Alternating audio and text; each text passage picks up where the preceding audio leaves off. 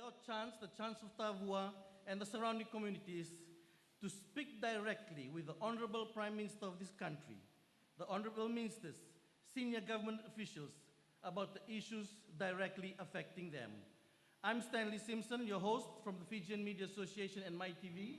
And I'm Mapinisa Wangirandobu from the Fijian Broadcasting Corporation. And thank you to everyone here in Tavua and our viewers and listeners joining us from across the country. Thank you, Apinisa.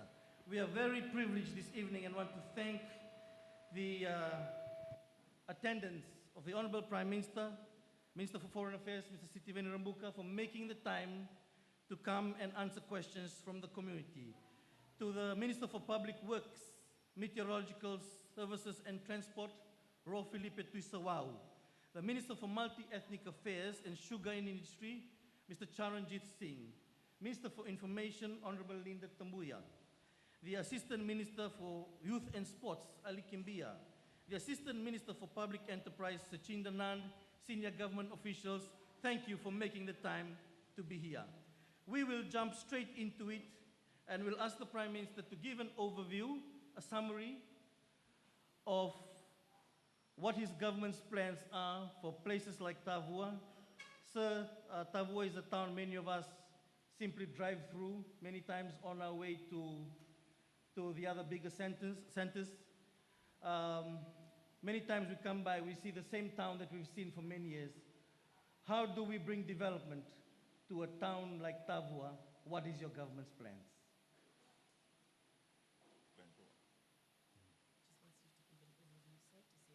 Oh, okay.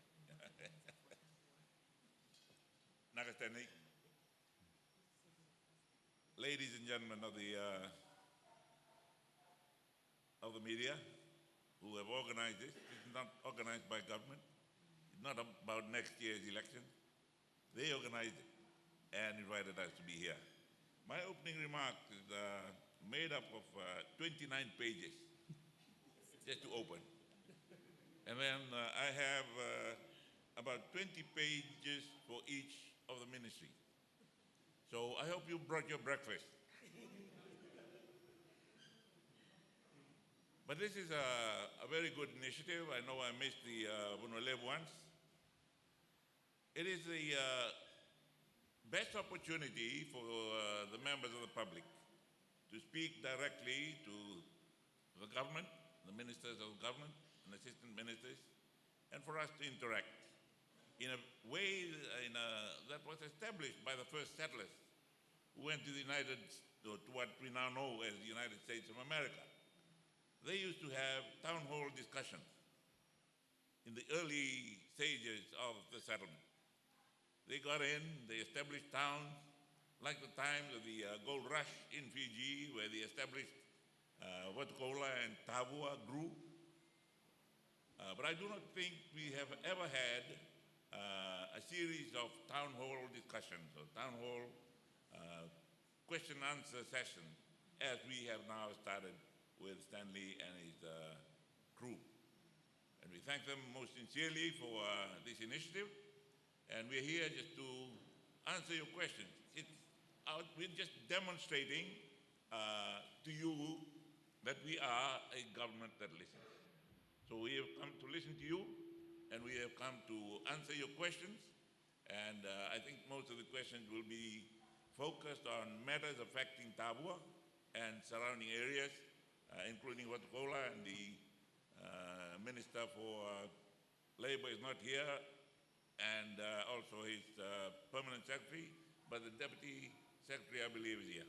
The Deputy Secretary is here to answer those questions. Tavua flooding, the Honorable Minister for Floods is already here. So it's going to be a very, waterways. It's going to be a lively evening, so take advantage of it. We are here to answer your questions. I'll ask the media colleagues to start lining people up with their questions, or if some of the media want to start off the questions, please bring them up. I will start with a question. Can I just say, before we go into that, I think we all remember my Tavua, who is a very prominent member of the the media corps, Mala, we all know him as Mala, who passed away yesterday, was it? And we remember him fondly, and our condolences and sympathies go out to his workmates and also his family in Vinaka. Thank you for the thoughts, and indeed a big loss for us in the media industry. Mala is such a big character for us. It is in this vein, in this part of keeping things less formal, I would say, more discussion, bringing open views, is the spirit in which we wish to take this discussion. So while we wait for the first question, I'll start with the question about what was, in not a very fancy way, the longest strike in the world that happened here. That strike started in 1991. You first came in as Prime Minister in 1992. You were Prime Minister for 7 years till 1999. That strike was not solved. There was a new government in 2000. The strike was not solved. There was an SDL government came for about 5-6 years. The strike was not solved. A military government, interim government came in after 2006. That strike was not solved. 14 years of Fiji First, that strike was not solved. Finally, you had a chance to come in 2022, and there was some closure with the compensation. Looking back at it now, 30 years it took, including from your first term as Prime Minister. What are the lessons learned from that strike? And how could it have been avoided for those people to not suffer that long? Now, in hindsight, when you look back, what are the lessons for leadership in this country from that strike? Thank you very much, Stanley.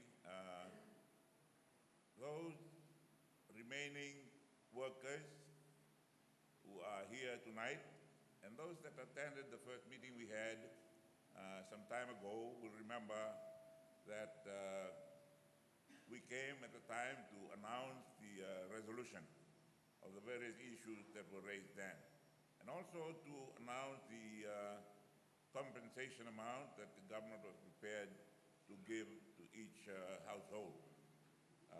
You will also know that you received the first payment and also the second payment. Those that have not received theirs, I believe the ministry is waiting for some court actions for you to go through the legal processes of claiming, but rather than go into too many of those technical details, I will ask the Deputy Secretary for Employment and etc. to answer those, to answer the question. Hey, that's not Lord, no. Not getting. Okay, too far. Deputy Secretary. Thank you, sir. So let's go to the first question. Please, Anna, give your name, where you're from, and what's your question?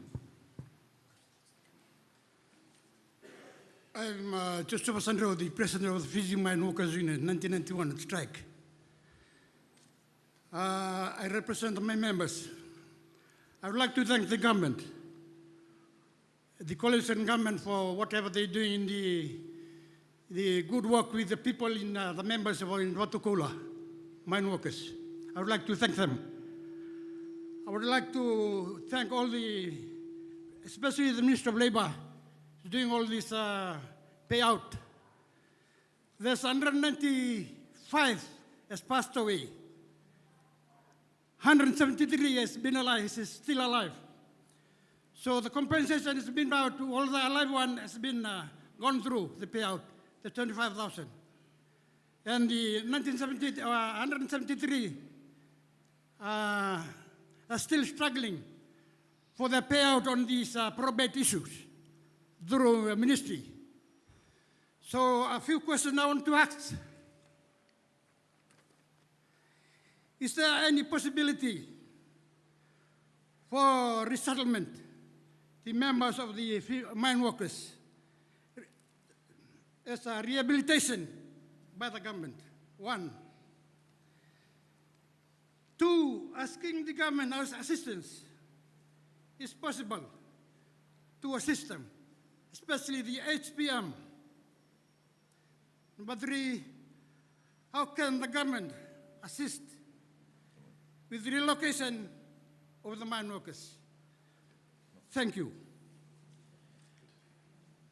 Vanaka, sir, the question is there. I think we also have someone from the Ministry of Lands and Mineral Resources here. Or, sir, do you have a response? Yeah, thanks. Mike to the front, Jamie.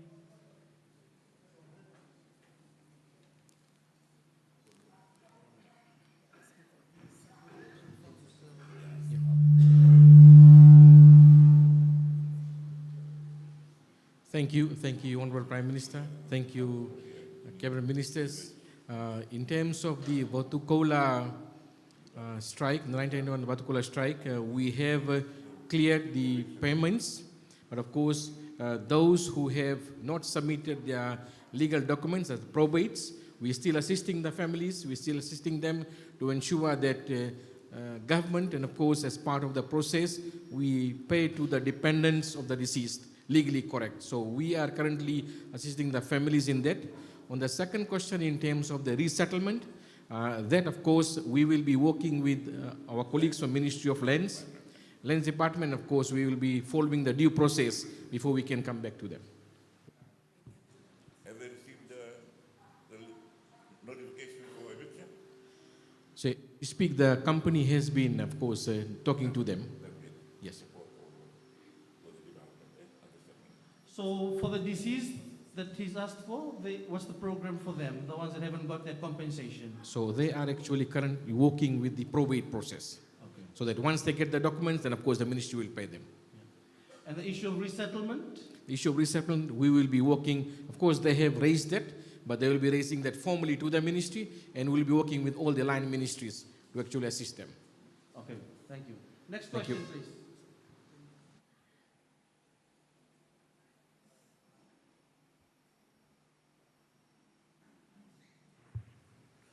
Well, my name is Satish Chandra.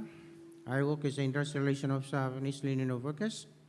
My question is that today, actually, it's not a question, actually, it's a request to the government as a PM, to the PM, that the Fiji Water company at the moment is making redundant to the workers without even proper consultation with the union, which we feel that the company has overlooked the collective agreement and they start sending our Fijian people home. So what we're saying here, that we request the Honorable the Prime Minister to intervene and stop this redundant and instruct the parties to negotiate. Parties to negotiate and come to a memorandum of agreement before they send the people home, because they must follow the collective agreement. Do you have any? Yeah. Thank you. Yes.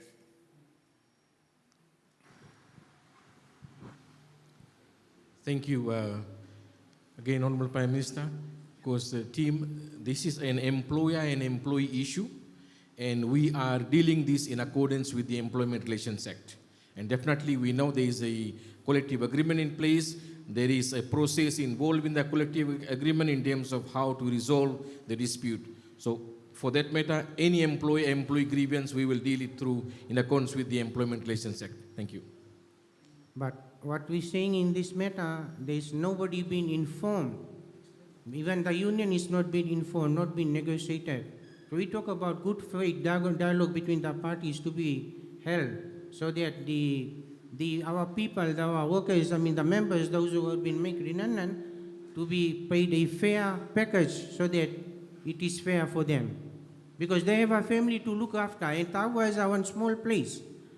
And if we the companies start doing these sort of things, I think we should seriously look into this matter. Thank you. Thank you. Yes. What's the process to follow? So the process is the employer and the union will have to sit down and negotiate in accordance with the collective agreement. Now, in any situations, if the workers feel they have been unfairly disadvantaged, they can always come to the ministry and they can always lodge a complaint. Of course, they will put their grievance and then we'll mediate through the process. All right, so that's the process. Can we have a next question, please? The other question I'd like to raise regarding the foreign employees are being pumped to this country when we have so many Fijians are unemployed.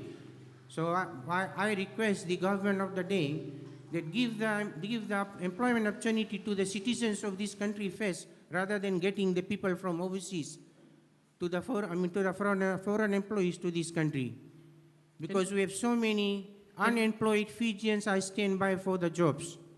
Can you give some examples? The Chinese are being brought to the Vatukola gold mine. The Bangladesian are being pumped to the Fiji are more than enough. So what we're saying here, our people don't have the job. Okay, thank you. Come please, sir. You're in the very early hot seat today. Thank you. And of course, we are aware of the situations that has been raised by the union, and we are working closely with the Ministry of Immigration to bring about in terms of the processes involved. Currently, we have authorized employment agencies, and we have set the criteria for those agencies in place so that we have a decorum in place for all these agencies when they bring in workers. So we are closely working with the Ministry of Immigration on this. Are we aware of how many foreign workers are in the country and what industries they're in? Yes, the Ministry of Immigration has the stats on that in terms of the number of foreign workers and what industries they are employed in. And the concern there is that they're taking local jobs.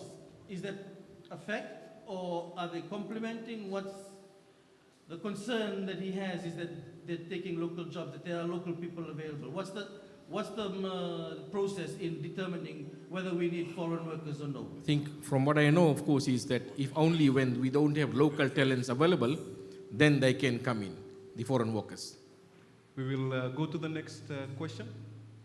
But before that, maybe if the Minister for Infrastructure can just give us a 2 minutes overview about what his ministry has done for the people of Tavua and what it is doing currently.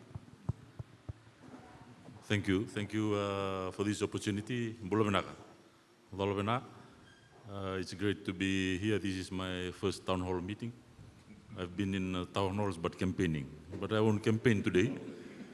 But overall, I don't want to sound like I'm in parliament, but just generally, as a ministry, we have the biggest budget because we have 4 entities within, apart from the ministry, which is FRA, Water Authority, Maritime Safety Authority, and LTA. And in any setup as a government, we need strategic planning documents. So we use our base documents in terms of the National Development Plan. And from that, we have cascaded that to the various sector plans. So for example, in water, we have formulated the Water Plan 2050.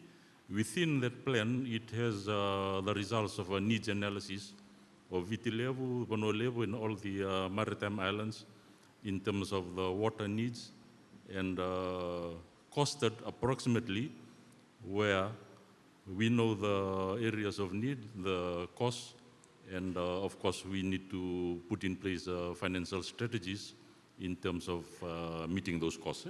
So generally that's what we are going through. But in terms of Tavua, I have the list here of the needs and what, but I won't go through it because we are short of time of specifically what we are doing.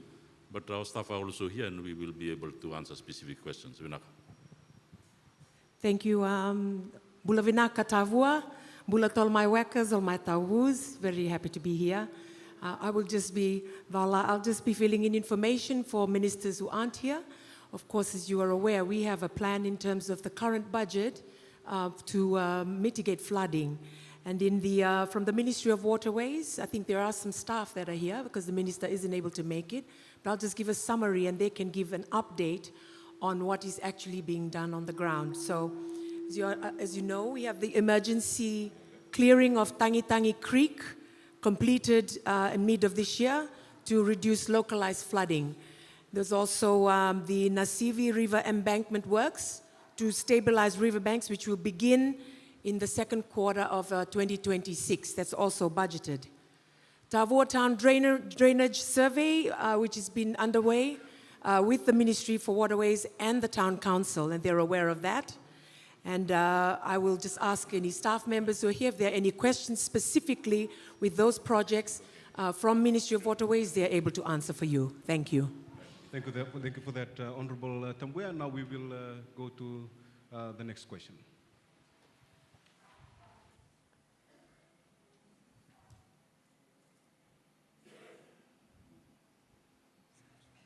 Good afternoon, sir. My name is Asis Anand Sharma. I'm staying from Tavua, Asiasi. I come from roadside. I'm working Higgins. Now one problem is if I give the notice Higgins to go home, and all the labor going home now. I come from all the labor side. I request you, sir, can give another 1 year to Higgins to work, and we labor can work together again. Because Higgins go home, then we all the labor go where? Because very hard time here in Tavua, Reki, Singatoka, Lotoka, Ba, all the labor going home. They give the notice yesterday, and today they do the meeting, and he said 28 days you can work, then you people can go home. Then we go where? Please say, do anything about the labor. Labor? Yeah, thank you. Higgins is a contractor with Fiji Roads Authority, and definitely I will look into that in terms of what has been issued. But as already explained by the Ministry of Employment, that is governed by the Employment Act, and also the current, if there is any agreements in place. But from the minister's side, from my side, we, of course, look into issues such as laying off, unemployment, etc. seriously, given the nature of employment in Fiji and the fact that we don't have much in terms of social protection. That was one of the issues we faced when we came in. So that's something that I will look into, can liaise with you after this. Yeah. Thank you. Can you maybe bring your concern and your letter to the minister and his representatives after the town hall, so you can look into it? Thank you for raising it. Thank you. I see there's a long line. Is that the line? No, okay, so we have the next question. I was getting scared. There's a long line out there. Dolabina, my name is Tutivi Mbukini Ratu, and I must thank the government. For the past 14 years, we've had no reprieve on our concerns at the Kukunirewa community. So we are indeed grateful to the government. We've seen that the roads have started to be graded, and plus we would like an answer. How soon can we get water, water supply, and electricity to the Kukunirewa community? Vinaka. Yes, thank you. That road was highlighted at the beginning of this year, so we took a trip there personally to have a look at it, given the importance of the road and of course to the economy of Tavua, farmlands. But definitely, as a government, we emphasize infrastructure development because of its role in economic development and livelihood. So whenever there's a road upgrading, it would be good for communities to have an economic development plan or livelihood plan for that area, which goes along with the development of the road, and that also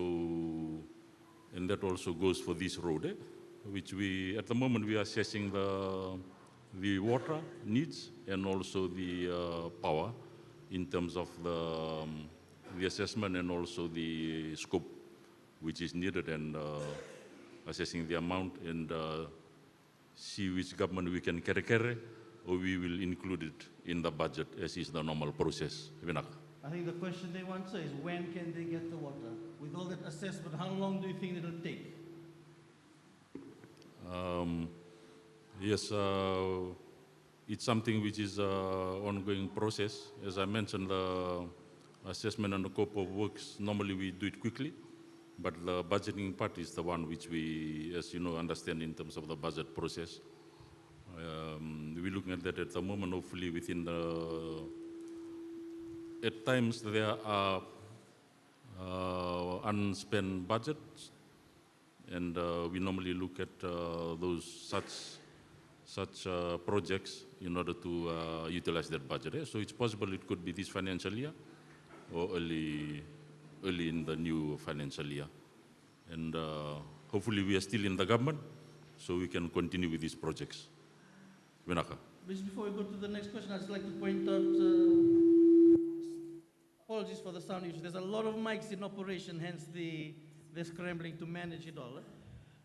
This is an issue we saw in some Tavua and Lambasa, a lot, especially with out communities, trying to get their roads and their water, and promises by the ministry to address the issue. And then I think there needs to be greater communication about the process. You've just talked about livelihood plans, economic, because this goes into the feasibility of whether it's a priority or it happens or no. Is that correct? I think people just need to be aware and not be given this false hope that things may happen tomorrow or in a few weeks' time, something like that. Yes. So that is why I'm saying as we came in as a government, there was the absence of these strategic or specific sector plans or plans for specific areas. So this is what we're working on, these coherent plans for each area where you would have infrastructure plan, etc. So this is something we're working with in terms of our planning pattern with the assistance of our development partners. So once we have this in place, we have it for the water, and then we will incrementally progress that. So this is, it's work in progress. As you understand, infrastructure cannot be done overnight, but the first step, as I already mentioned, is the planning part, the strategic planning, the scoping, and the financing part, and the prioritization. So this is an ongoing process. So I'm speaking generally in terms of strategic and policy, but for specific areas, you had mentioned Sabu and Wonolevu, but I thought we are in Tavua and Ba now. But my staff are here, they can address the specific areas. Thank you. Thank you. Selva Soderberg, CEO for the Fiji Water Authority.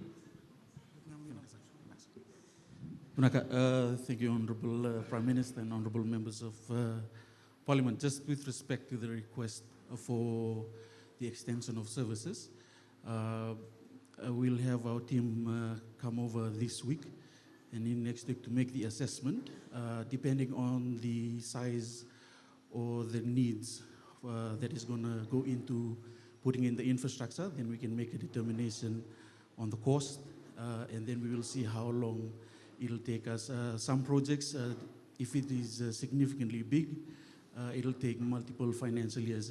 In terms of when we will be able to deliver, if you could just give us an opportunity to make the assessment first, then we can discuss those options.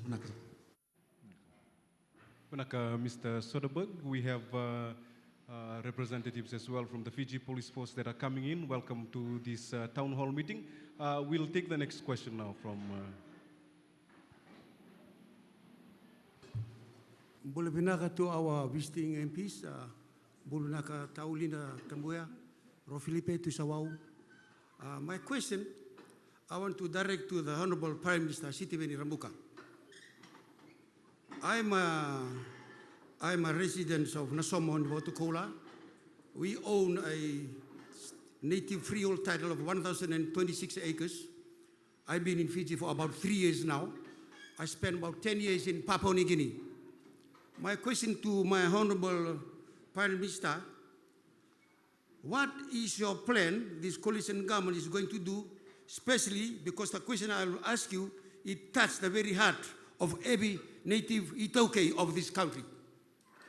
I understand that the current mining lease is been in existence from the colonialist era, from the early 1930s. I'm a third generation of resident of Nassau Mopotkola. Our forefathers came from the highlands of Witilebu in Naitasiri and Ra. We came and established the Emperor Gold Mine in Mopotkola. So we've seen the successful change of government and companies that has come and worked and exploit our resources in Mopotkola. My question to Honorable Siti Rambuka, our Prime Minister, when are you going to amend and review the Mining Act of 1930s, which I understand disadvantage us, the resource owners of this country? Because while you are in power, I think this is a better time for you to change this current legislation. I've seen the difference in Papua New Guinea while 10 years there and in Fiji. I've seen the disparity. They own oil and gas and all other minerals. And the government there promotes Itoke participation and native Papua New Guinea to the mainstream business of mining in Papua New Guinea. Why we can't implement that same strategy in Papua New Guinea here in our town in Mopotkola, and especially you do the mining review and enact those changes so there comes a new, because we're not sure whether you'll come back the next governor or not. We urge you, if you can, make a promise to us now that you are going, because you are going to review this outdated Mining Act of 1930s, which really disadvantages us.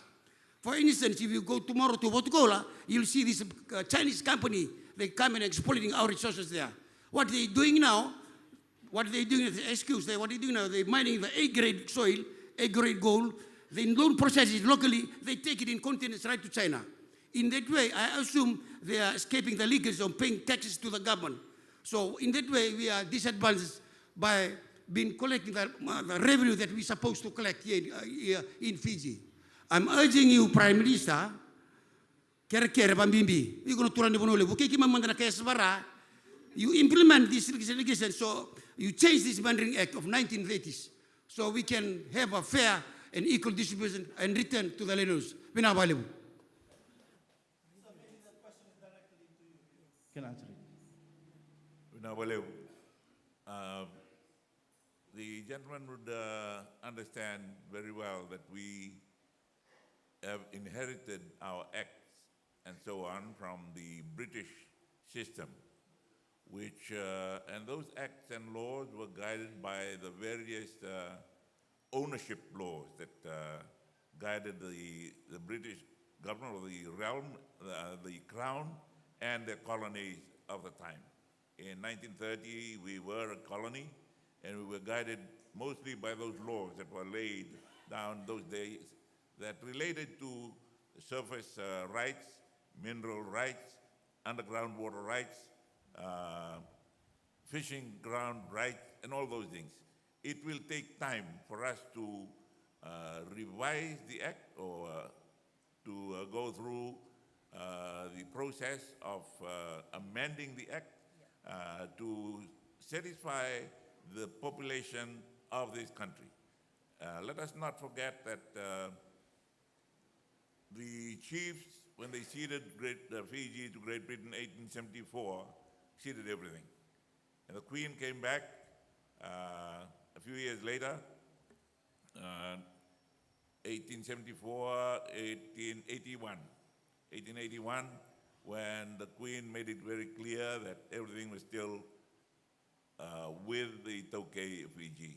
But the laws were based on British laws of the time, and they were not changed under the various governors, etc., and the various colonial administrations until 1970, where we just continued to do those. But right now, to change that law would mean a lot of heartaches for a lot of people, not only the landowners who've been waiting all this time for a change, not only of the Mining Act, but also those land acts and those land Rights Act that will need to be revised. It will take time, but as we know, we are now.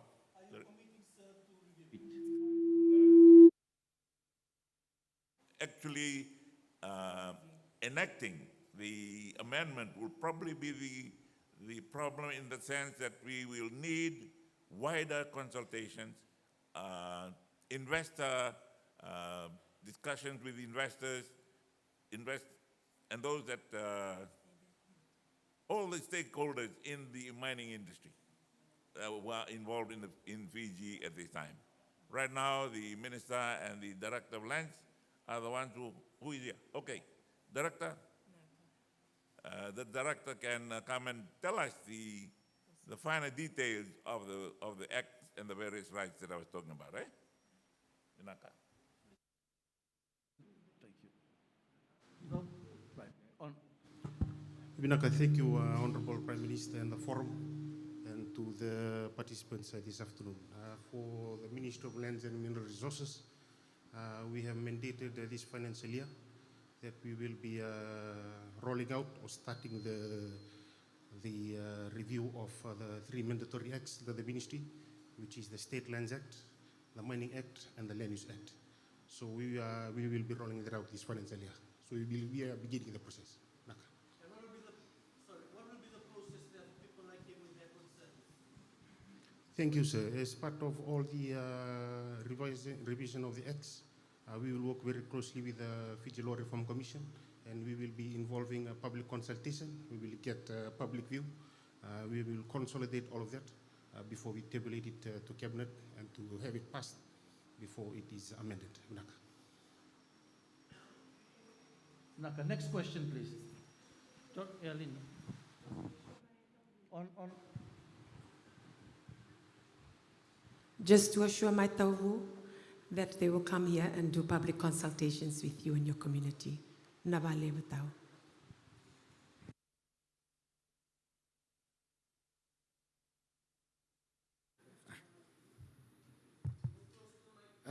Thank you, Honorable Prime Minister. I personally welcome you here in Tavua.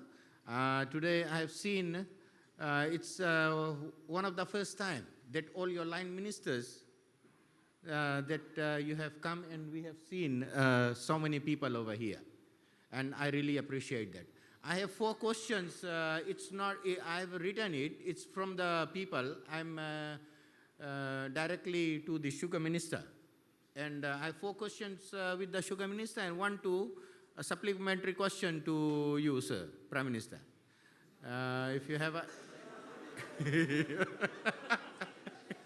Right. Okay. I'm a sugarcane farmer. Linda, I'm a sugarcane farmer. And I've written it. It's not in my mind. Whatever the people have said, that's what I've written and I'm presenting to you people. Please carry on. Right. So, regarding sugar industry, what's your, Mr. Ranjit Singh, what's your views as per to date regarding sugar industry into Western Cane Belt? First question. Second question, what's your thoughts about alienating sugar industry currently? We were producing nearly 4 million tons of cane and it's gone down, right? Third question, as per Sugar Minister, how the ministry can and FSC will pay back the farmers throughout Western Division, cane belt areas where the crops has been lost, unwarranted fires and into their farms, including bushfires, right? And third question, since Rarwai is down, Lautoka cannot release the trucks on the time to their gangs, right? And who is responsible for the cane penalties, right? And fifth question to you, Honorable Prime Minister, can the Prime Minister give, and especially to the Indo-Fijians, whatever our populations we have in land-wise, because we have been neglected.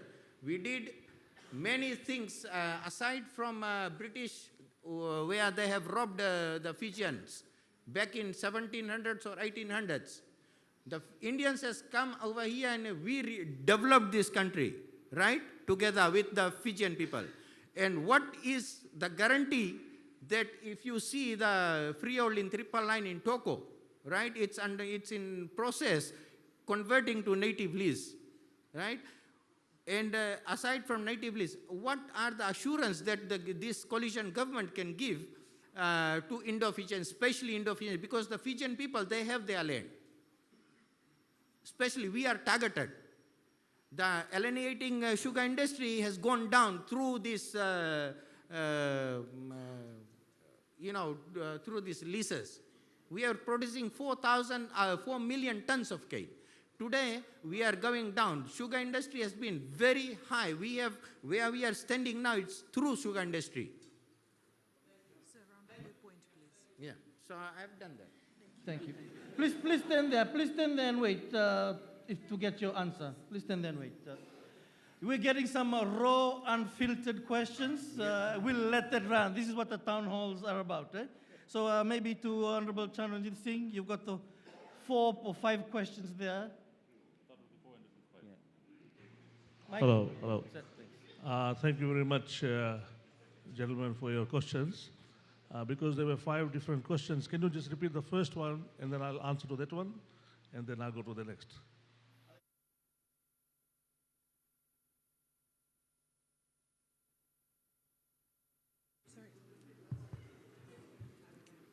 The first question was, what's your views as per to date regarding sugar industry into Western Division? Thank you very much for that. Look, if you look at the sugar belt from Sigatoka up to Reki Reki, there is a lot of industrial and commercial developments happening. We are losing a lot of land in that way. However, we still need to maintain our sugar production. So one thing that we have basically found out, that our farmers are not growing enough cane per hectare. The average hectare that we are getting cane in this district is 47 tons, which is very low. Generally, in the world trend, is you have to produce at least 100 tons per hectare. So what we are doing is, we're having big parcels of land, but not producing enough. So we are now trying to encourage farmers, because we are bringing in mechanization, we are bringing machines that can plant sugar, double row. We will bringing in fertilizer applicators. We are bringing in drones to spray pesticides. And we are also currently looking at bringing in small size harvesters which can harvest on the hilly terrain. So basically, we are, through our programs, as you know, we've got 14 different programs under the sugar industry. And I urge all the farmers to take advantage of that so that you can increase your production within a lesser space or lesser area. So basically, we will not lose, we will not let farmers go without help.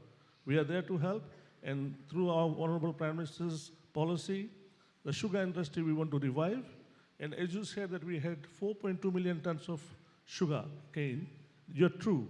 It was at a good time that we produced 4.2 million tons of cane, and we manufactured 500,000 tons of sugar. Then come to 2006, when during Honorable Garas's government, we still had 3.2 million tons of cane, which was a sizable crop. But what happened in the last 16 years, due to the neglect of the previous government, the sugar industry production has dropped. However, I'm giving you one figure. For the last 2 years, we've been trying hard.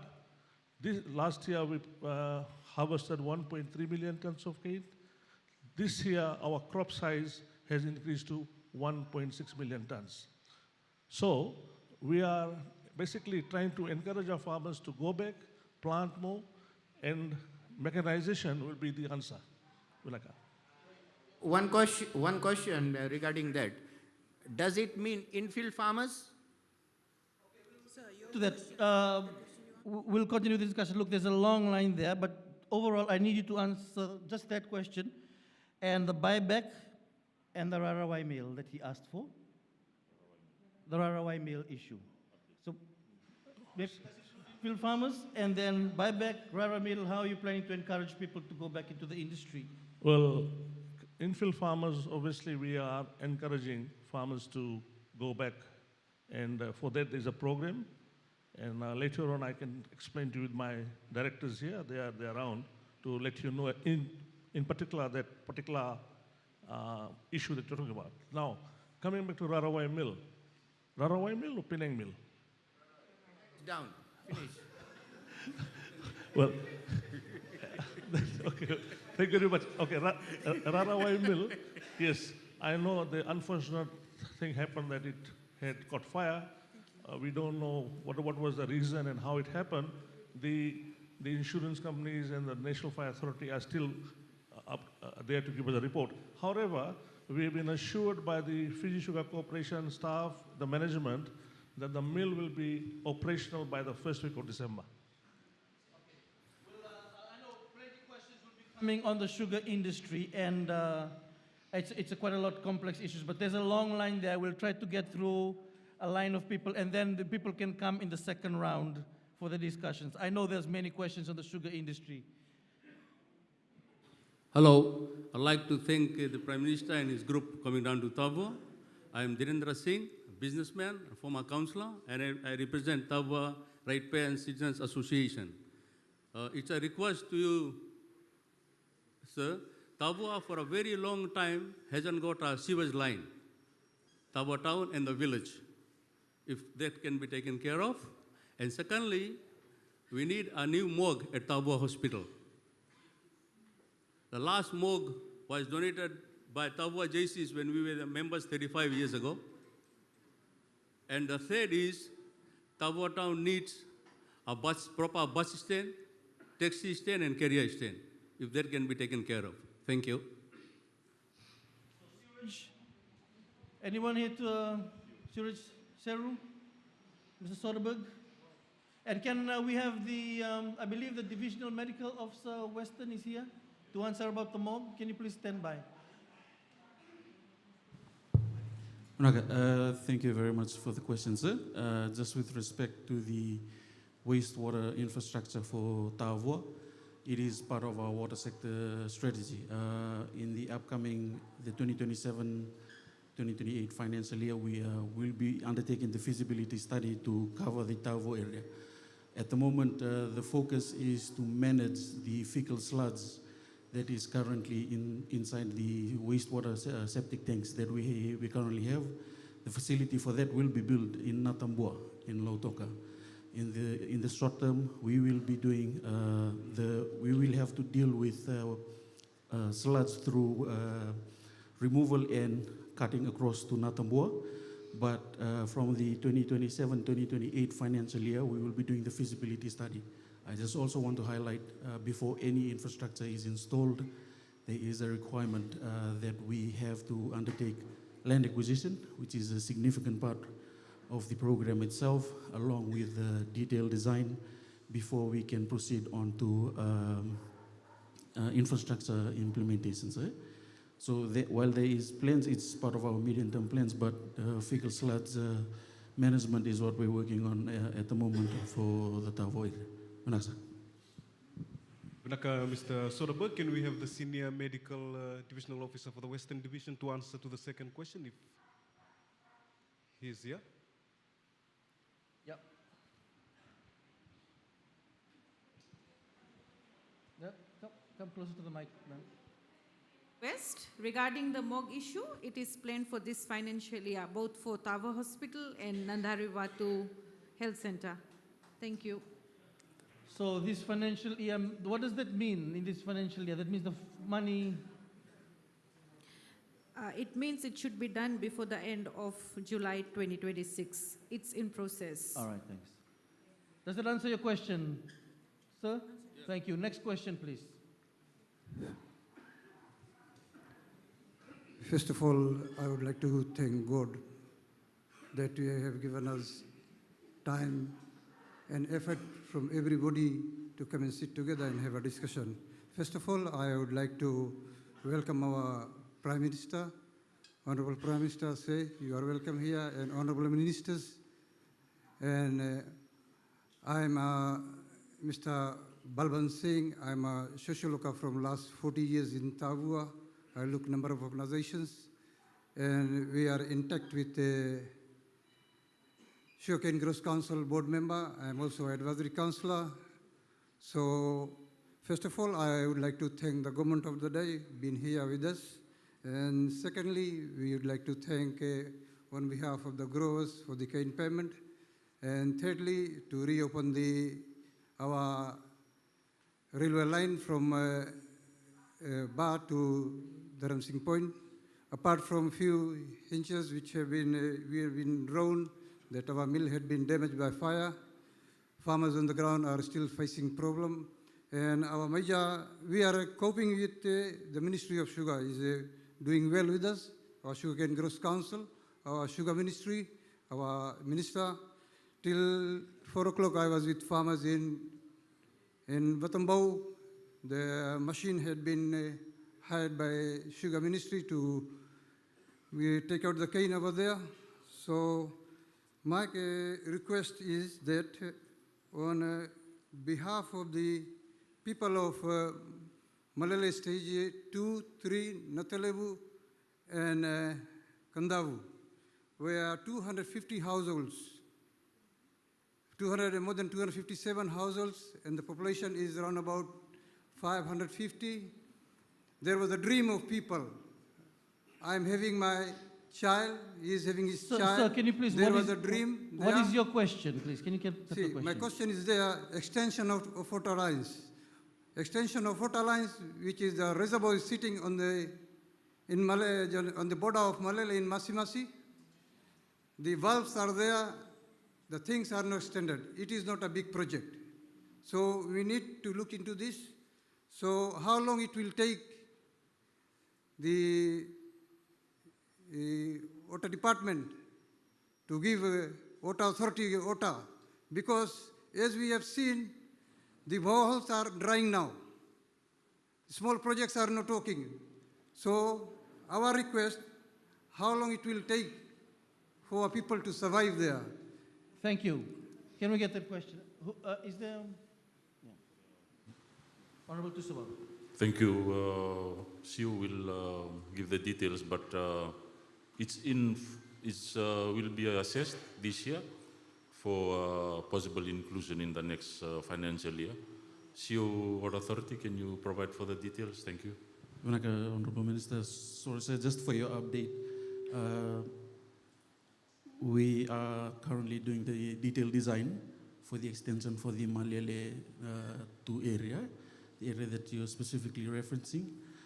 Just want to also highlight, as part of the works to provide water supply to your area, there is also need to upgrade the Nasivi raw water intake as well as the Vatukola Vatukola water treatment plant in order for both infrastructure to have enough capacity to provide water up to you. But in terms of the detailed design that is going on, we expect to wrap that up before the end of this year, so it will be available for us to put into the new financial year for financing and implementation, sir. Nasa. So in other words, next budget? Next budget. Thank you. Do you really have something quickly, another question? Yeah, I have another question is there. How long it will take the government of the day to seal the road from Korobau end to Balata School, where 6 schools are involved. 40,000 tons of cane had been delivered from that road. More than 5,000 people are using that road. When there is flood, that road is stuck up. We don't have any hospitals there. If anybody gets sick, we are nowhere to go. It had been long standing thing we have given to the government of the day, but till today, nothing had been done. And another Tahsil in Malele, where 2 buses are running on that road, and more than 6,000-7,000 of tons are can been delivered through that road. That sealing haven't been not done till today. Is it Thank the you. same road? Okay, I think you've stated your question. Now we'll have to.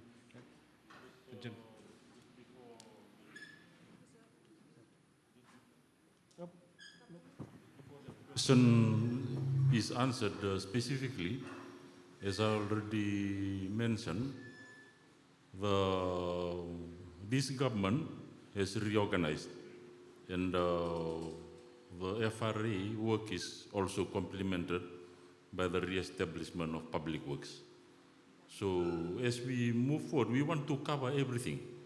But the Prime Minister and Minister of Finance has allocated the biggest budget to the ministry, including the 4 entities, which is 800 million. Eh? So next year we might get 1 billion. But you know, the roads is something which is close to our heart. We want to develop all the roads. But as I said, it needs to be prioritized, and the financial planning part is also very important.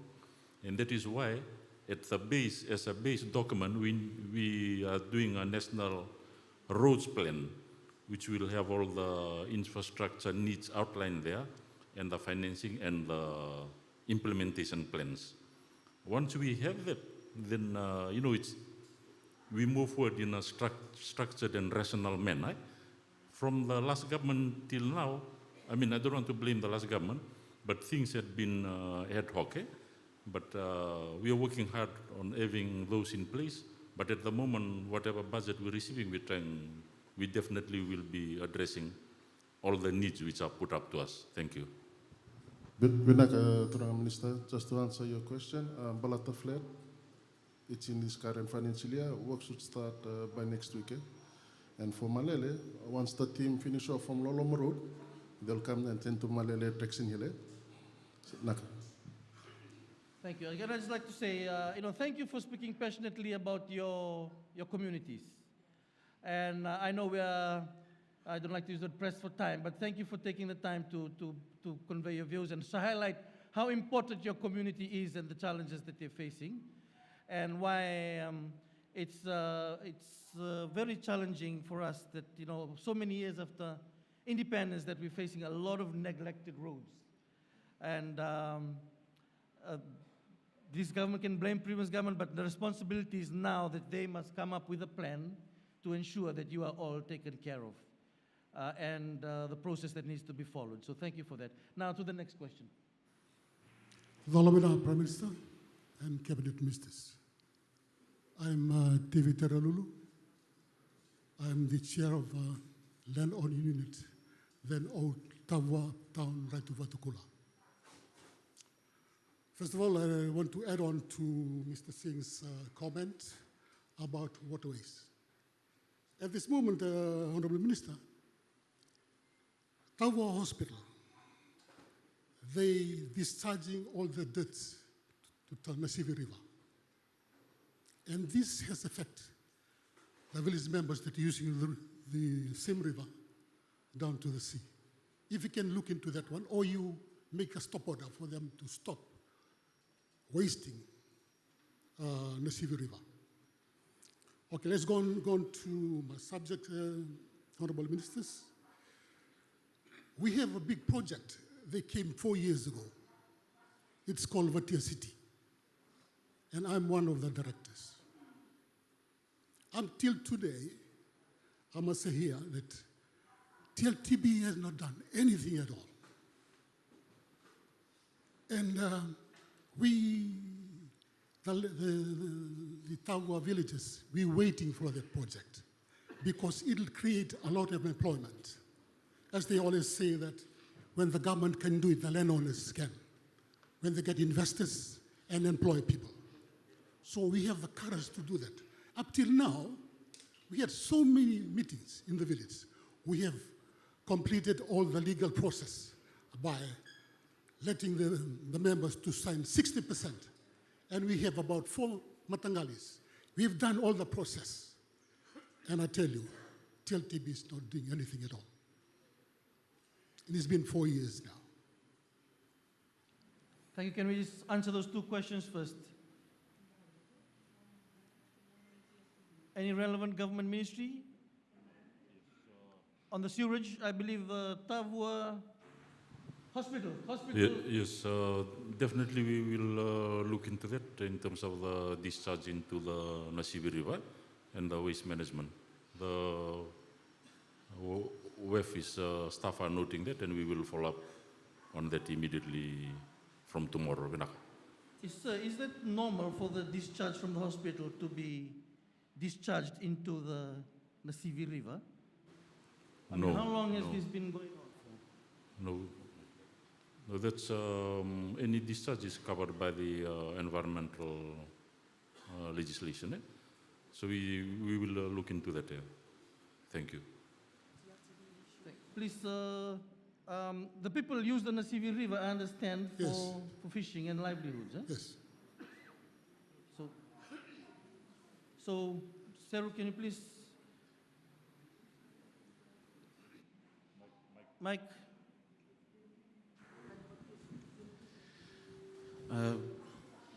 Thank you.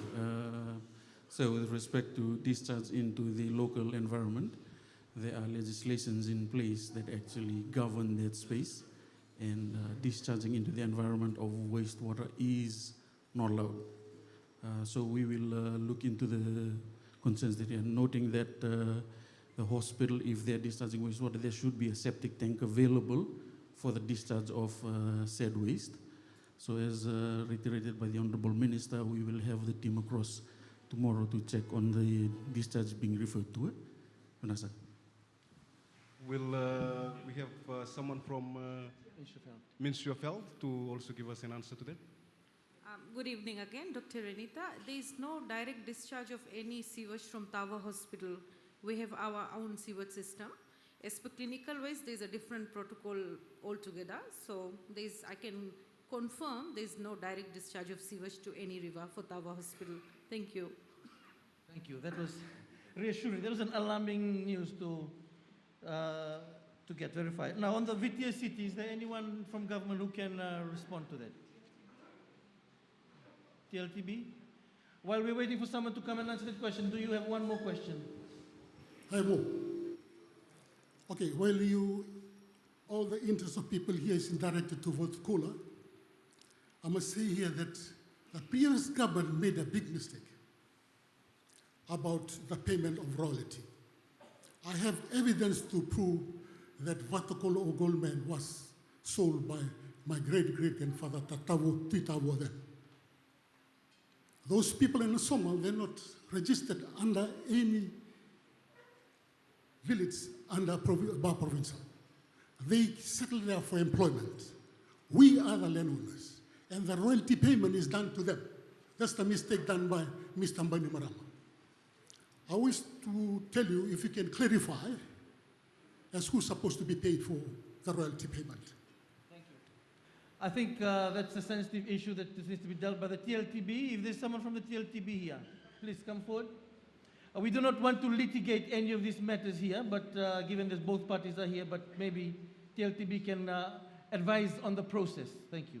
Naga, just in regards to VTCT, I believe indeed we have carried out so many consultations, but once we carried out consultation on the weekend or during the week, when we returned to Suba, the other faction that came up complaining about our other family members. We don't want to disclose that here, but there's something that we are trying to resolve before we finalize the development for VTCT. Hope that answers the questions. Thank you. Can we move on can we have the next question? Mr. Lulu, we can get you on the next round, please. Give another person an opportunity. Bulabinaka. My name is Tombia Seru. I work for Watakola Gold Mines Limited. This is just a request. Previous select committees have come around, and there is one issue that we constantly re-raise, and that is if the government of the day could review the Explosive Act. The issue here is the penalties that we have in the current Act now, compared to the economic value of the explosives that are here now. It's $100, but when you look at the repercussion of what the explosive does, it's very dangerous. That's why it's called dangerous goods, and even classifications have been put onto explosives. The second question is if we could also consider people with disabilities within the community. We do not have designed vehicles or machineries to take a patient that is bedridden from home, even though the hospitals are going in. Thank them very much. But could we have, motor vehicles that could also cater for people with disabilities? The third question, last question, is this: when we look at the current situation that we have, the news that we have about drugs, but when we look at the exposure level of our Fiji police officers, when they attend to cases, the exposure level is high, the level of risk also is high, but when we look at the hierarchy of controls to minimize the threat, it's not there. Our officers are ill-equipped.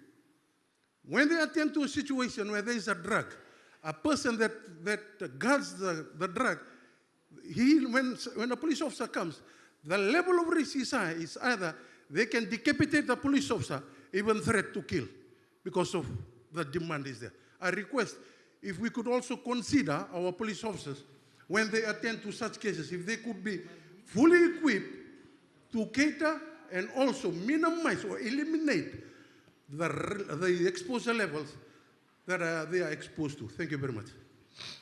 Can we have someone from the Ministry of Mineral Resources to address the first question, which was on Explosive Act?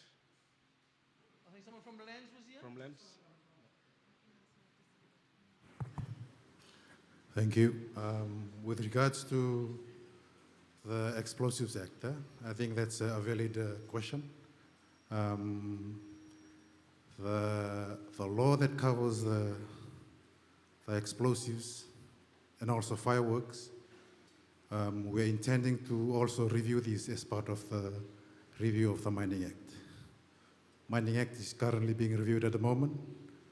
We're hoping to get this through to Cabinet by the third quarter of this financial year. With that, will we have a better understanding of the review of the Explosives Act as well? Minister for Leader. Thank you. I will be able to answer the issue about disabilities. There's someone from LTA that is here that can explain on the laws to do with the transportation of people with disabilities. But just to update us all, as you know, all people living with disabilities are entitled to a transport allowance, which has previously used to be limited to your bus card, so you had to use it only on buses. But now it is being converted into a cash top-up. It is a cash allowance now that is given to all those that qualify as a person living with disabilities in the Ministry for Disabilities, Ministry for Women. So you can use whichever mode of transport through that disability allowance to travel. That can be the minibus, the taxi, any form of transport that would be suitable for you to be transported in if you need an emergency or if you need to be transported from A to B. So that is what the cash allowance is for. It's not for your families to use. It's not for someone else to use. It is for you to use for your purposes to be able to be transported, whether you are well or whether you are unwell. And of course, this is in the current budget year, $18.5 million has been allocated for the allowance of persons living with disability, including that transport allowance. So please, family members, please ensure that money is used for our people with disabilities for their transport needs, not for anything else. So if LTA would like to perhaps just give more information about the laws to do with transport to do with people with disabilities. Thank you.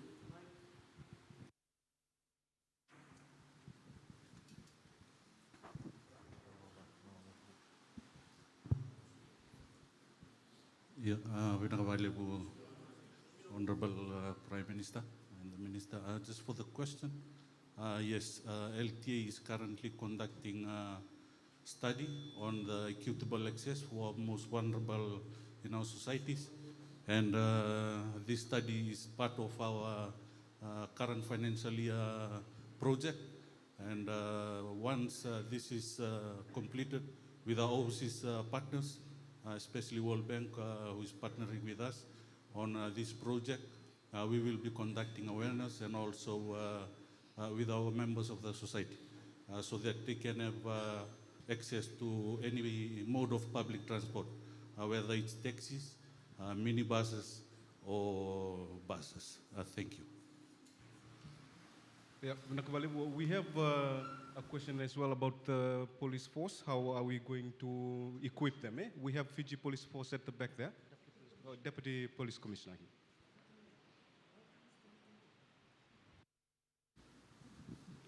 Thank you. Through the Honorable Prime Minister, this is your Acting Commissioner, Aprosa Lutunaunga. Thank you for the concern and the questions that you have raised. It is indeed was an issue, but we are thanking the government for the current budgetary year that they have assisted us in the, we have a program that is in place. One, to protect our officers.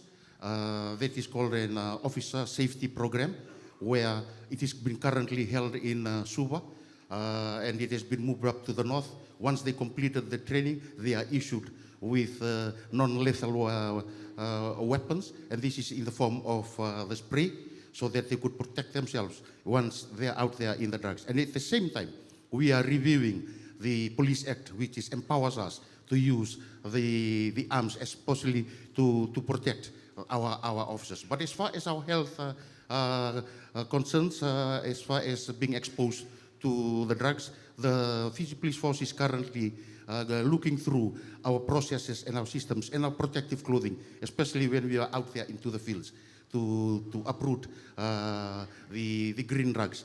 Just last week, for Tavua alone, the 1,000 plants was being uprooted from the hills, and that is an issue that we are currently going through, but we are definitely working on it and trying to protect and build in the protective clothing, which is our new code of uniform that we are now being endorsed by the current commissioner, and we will be able to push that out to the division to be able to protect themselves. Thank you. You're there, Mr. Lutunonga, can you just give an assessment of drugs in Tavua?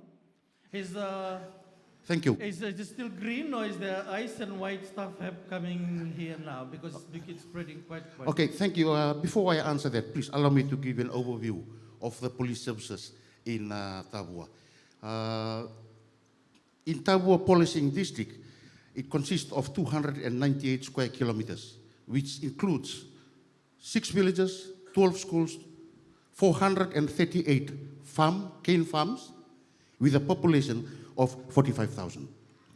Our capability in the force, we have a total manpower of 83, and this includes 2 police stations, Nabua, Tavua, and Botukola. Also includes 2 community posts, which is Lausa and Nandaribatu. This is the area that we are looking at and being responsible for, and that is the context that I would like us. But once again, I would like to thank the people of Tavua, or the district of Tavua, for one of the districts all over Fiji to register the lowest crime rate, with only 71 cases this year, as we speak, as of now. So that in itself is the biggest achievement. We have 64 community crime prevention committees that are in place. So as far as drugs is concerned, it is here, but not in big amount. The last time methamphetamine was found here was 2 years ago. The 4 kg was being found at the post office with a total street value of 1.3 million. And of course, the 1,000 plants that have been uprooted. In that case, the methamphetamine is in the magistrate court now. It is being processed. That is the only big case of methamphetamine in Tavua. Otherwise, it's green, but it's in Nandaribatu and it's in Lumbulumbu. So 1,000 plants with a street value of 3.2 million.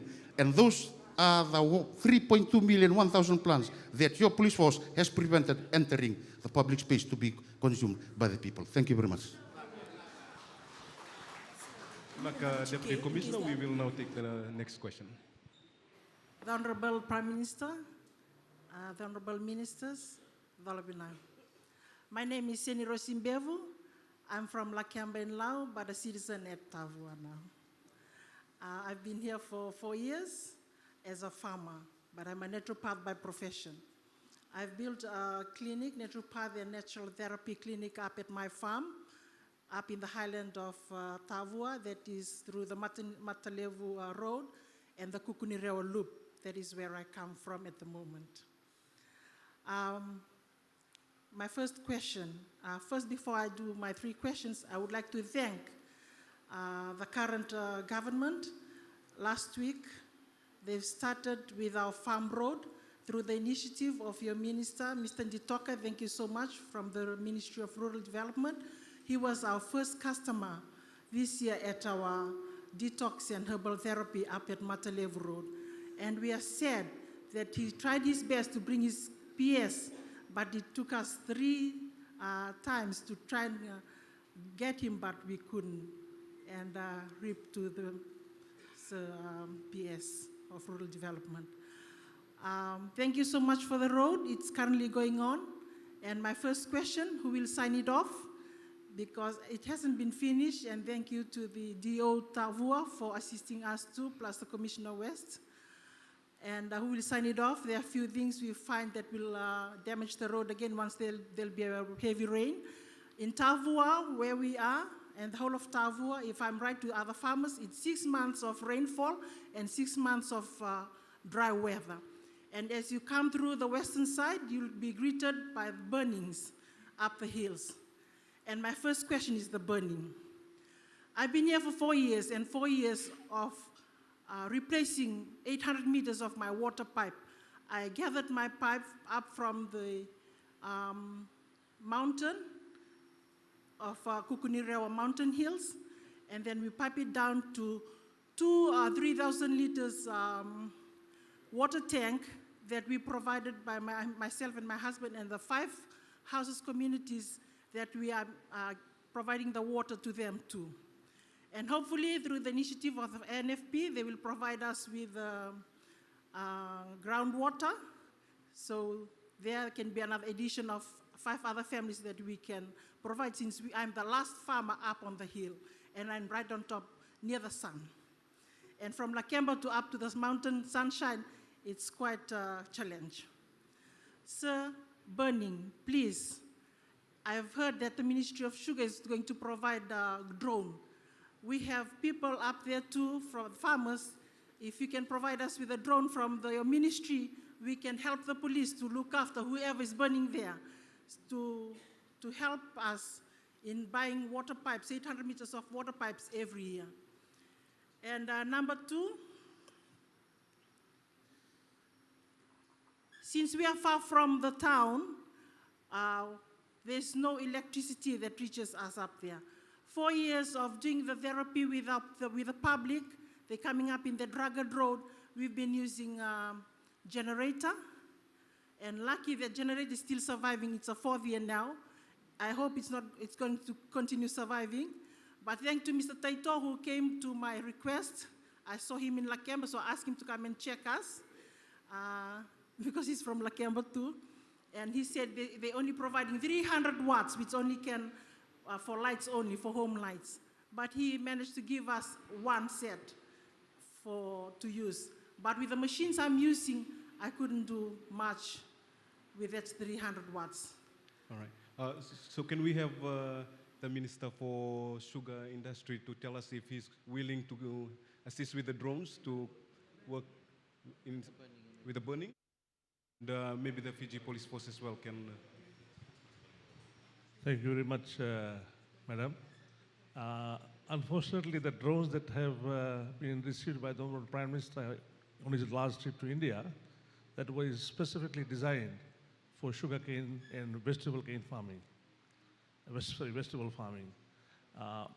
In the next round, perhaps Honorable Prime Minister can request the drones which are specifically, which has cameras, which can identify. This particular drone, as I said, is only a chemical sprayer.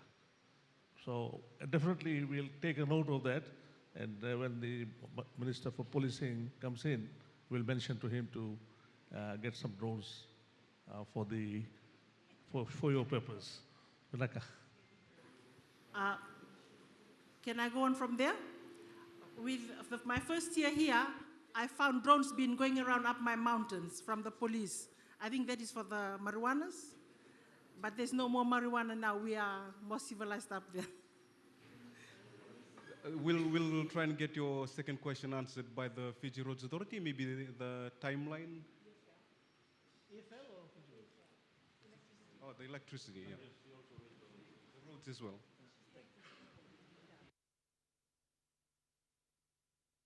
My apologies. Is your question regarding farm roads? Yes. Just a sign off of farm roads. I haven't asked Dio Tavua, and Commissioner West. Whoever is constructing the road, they need to sign it off and hand it over to government, for government to maintain the road. Sorry. Why I'm asking is we want to retain that road for as long as it can. That's why I'm asking who is signing it off. So, and the neighborhood is looking forward to maintain the road by themselves. So this is Kukunirea Road? Kukunireo Road, but not the loop road. It's going up to where the herbal therapy clinic is. The Ministry DO in Rural Development. And the second part of it, as already mentioned, we will look into it, Fiji Roads Authority, in terms of the additional work needed. The drainage and also the crossing there, which we had looked into last year. Thank you. Thank you so much, sir. And my mountain health and wellness retreat are looking forward to the public of Tavua and neighboring, plus the ministers and the PS. Please do come before you really have to go bedridden. We want you to be healthy and strong. Come up and visit my health retreat and wellness farm. If you want to check my business card, I'm on Facebook as Rosimbebu. You can message me, or you can go on Facebook Business Heaven on Earth Natural Blends. Vinaka. Well done. Naka. Moving on, we have another question.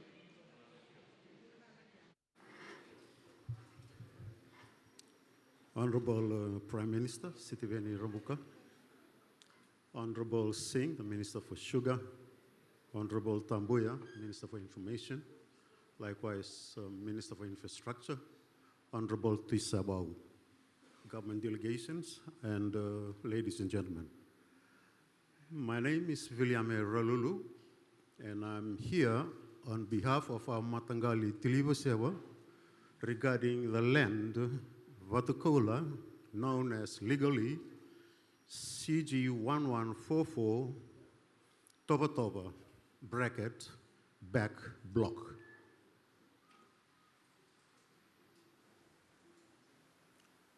So many governments, so many talk has gone. In 2015, our then Speaker, Ratu Apeli Nailatikau, commissioned a committee to look into the owners, the research of the owners of Vatukola.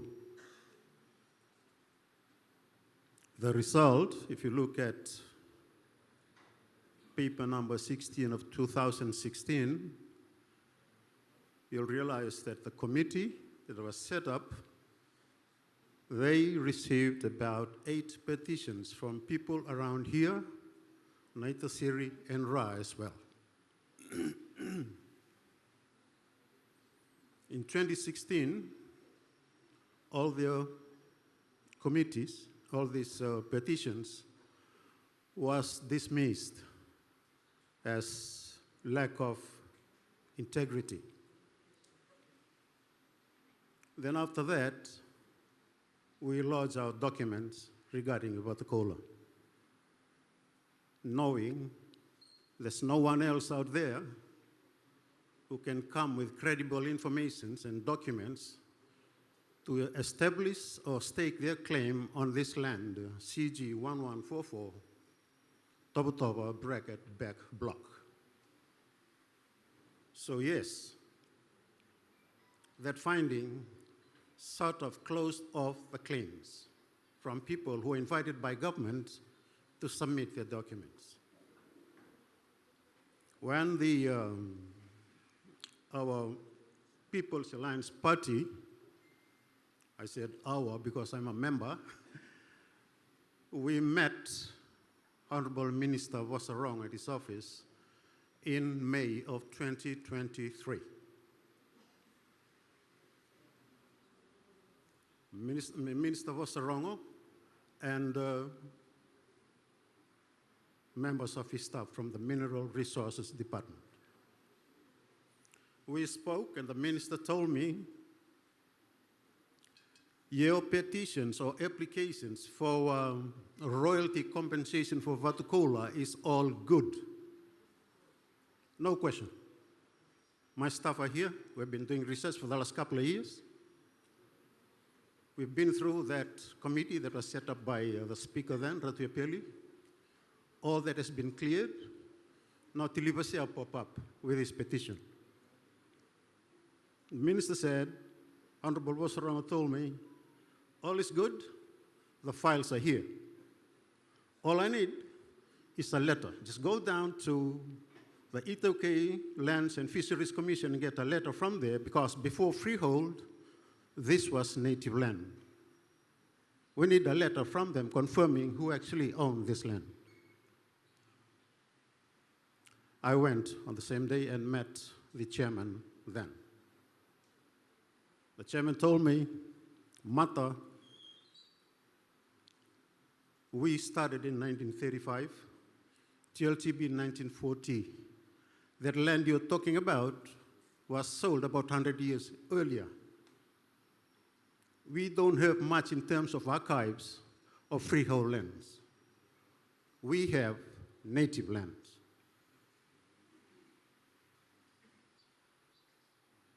He flicked through the pages of our documents. He noticed that documents that I have brought from the Fiji National Archives, stamped as a region of the FNA, he said, this is the original. Whatever it says, that's it. Outside the FNA, I don't think so anybody has anything else. This is government. This is government's archive. We, Native Land Archives. I went back to the minister, actually sent him an email notifying him of my meeting with the then chairman. So from 2023 till last year, September, I forwarded a letter to, no response, so I forwarded a letter to Honorable Prime Minister about where are we on this issue. We have been assured that this is this. And there is no answer till now. Honorable Prime Minister, royalty compensation, that door is already open, and there are a group of people already receiving. How about us, the owner of Vatukola, 7,549 acres, according to the title? Are we going to be sitting around, waiting, wondering, thinking, when is this going to come? I know my Matangali always gave me a call and said, what is happening to our thing? What is happening? Yes, sir. Can we get the Prime Minister to respond? I think you've taken some time to tell you what has happened, and sir, can you get the lands? I think the issue is about the royalties and the correct documentation that defines who gets it. Please. Lands?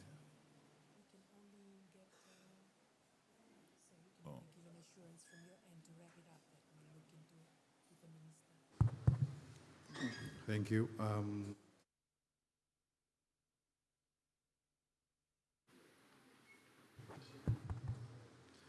Thank you. Through the Honourable Prime Ministers and the Honourable Ministers, with regards to the royalty at Vatukola, what the gentlemen have said is what we are currently facing at the moment. The only royalty that is paid at the moment are paid to the Nasomo landowners. This is the portion of land that was bought by a group of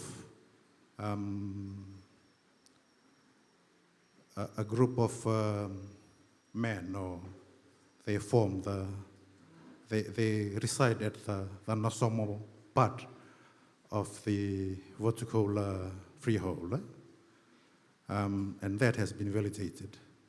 So they are now receiving the royalty of all the minerals that are extracted from that portion of land. The rest of the royalty within the Votukola freehold goes back to the freehold landowner, which is Votukola Gold Mine himself. With regards to the claim that I mentioned, the department does not have any legal authority at the moment to execute or to pay that royalty because we don't have the land claims or to be validated under a legal framework. So for the freehold land in Votukola, once that is confirmed by law, then they probably will receive. But at the moment, it's paid to the current legislated freehold owner. Thank you. We've heard a few times now the issue of the royalties in Votukola from some of the landowners, and so there seems to be two claims. What you're saying is the case closed, or is there any other avenue, or that's it, the archives has decided it? Okay, what we have at the moment is that the Somali landowners, that portion of land, they are receiving the mineral royalty for that. The other freehold portion of where Votukola is located, it goes back to the current freehold owner at the moment. Nothing has changed, so that's the status quo at the moment.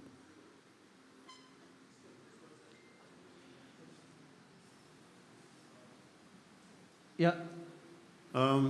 Yes, I just want to correct, because the Act says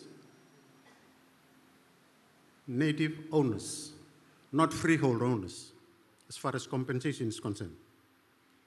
Not freehold owners, native owners. Thank you. Thank you. Maybe an opportunity to discuss that further after the town hall. Can we have the next question, please, Vinaka? Good evening, all. I'm Neil Narayan from Bhatia, Tavua.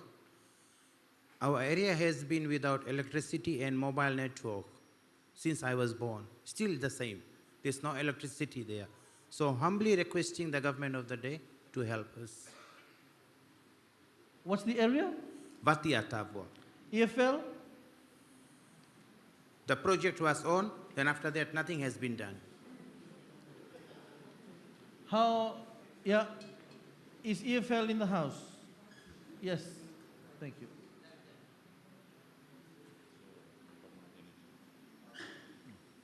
Sorry, it's Department of Energy, correct? Just answering the question, yes, for Tavua, there are a few projects that are currently in progress. Maybe for Bhatia, if it's already been surveyed, then that will be programmed in the next financial year. You can provide me with your details. I got a list of quotations that are already been surveyed by EFL and which still awaiting budget allocation. Please provide your details after the town hall. Thank you. Oh, through the Director of Energy. Thank you. Dong bula binaka na ngola manat na bani matintu. Well, my question today is something similar to what has been asked by our previous member of the public. This is concerning Votukola itself, the real landowners for Votukola. Well, I do believe that way back during the previous government, they had a town hall session as it is being done today. It was being held here in Tavua. And there was an old gentleman back then. He did said something.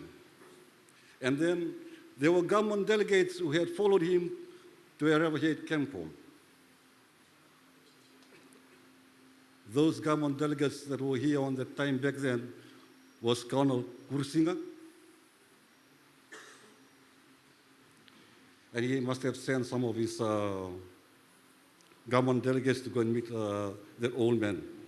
The old man had everything that everyone is after today. I hope during the government transition, before Mr.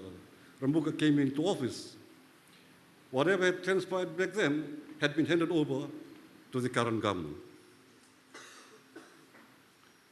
So what I'm actually saying today is this. Is there some form of transparency? If the government speaks of transparency and accountability, could the government be transparent on that, please? Vinaka. Lens, again.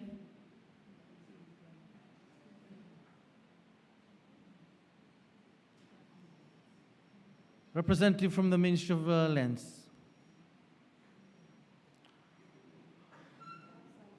There's a lot of issues about land happening now. I think the issue that's one is about the transparency and the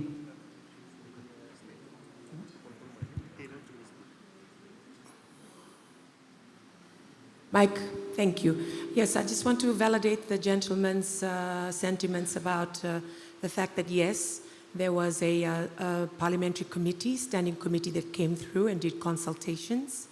And yes, there were members of the Matangali as well as members of the government present. And I think there was some claim at the time that some of the land was transferred back to the state. But I think the lands department is clarifying that there wasn't. They're all still freehold. If I could just, because if it was part of the state, we could do something. But if they're still freehold, the law is clear. Eh? So I'll just ask the gentleman to explain it again, please, Vinak.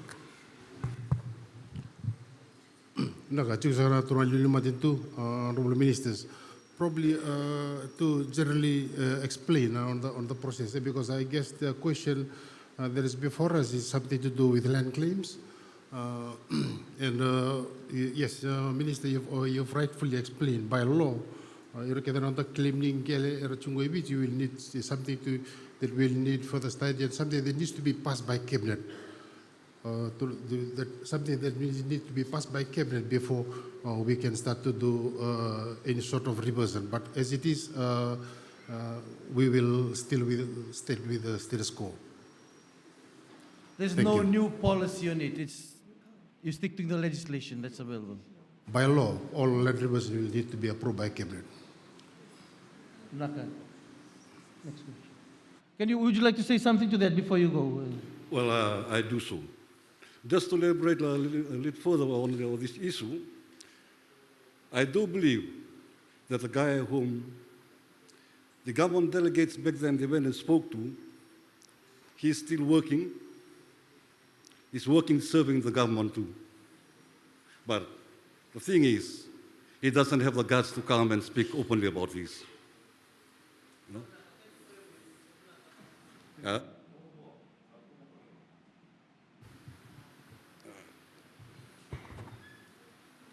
Yeah. Furthermore, to this deliberation, I would ask the government if somehow, if the government could relax the divulging of confidential information. Why I said this? Because sometimes, if you work for the government, you know there's a truth, it's there, the truth is there. You won't be able to tell the truth to your very own family who are coming after the truth. Thank you. Thank you so much. Thank you for raising that. Now that you've talked about transparency and since the ministers and the Honorable Prime Ministers have made assurances, we'll just ask a question to the Minister for Information. Minister, for Town Hall transparency, will your ministry publish ministerial answers and action trackers? Will your ministry publish ministerial answers and action trackers after this Town Hall? Thank you. Yes, I believe it is the right thing to do. I believe we all have our staff here who are taking notes and how we can do that follow-up. About the sentiments of the gentleman who's just mentioned, yes, it is, I believe, a family issue. It is a Matangali issue and something that he has kindly not mentioned the person's name. But please know, if it was something that could be in the government's control, like if it was state land, we could do something. But freehold land, and this is something we face across the country, it is the law and it's in the Constitution. It cannot be alienated once it becomes freehold. That's the law. That's something we cannot touch unless the constitution is changed. But it is guaranteed in the constitution. It's different for native land, different for state land. But when it comes to freehold land, that is something that cannot be alienated, that is constitutional, because we have to deal with the freehold landowner. Eh? So unless it's changed in the constitution, it might be something you bring up in the constitutional review as well, that we are currently undertaking. Vinakawaleo. The Minister will take the next question.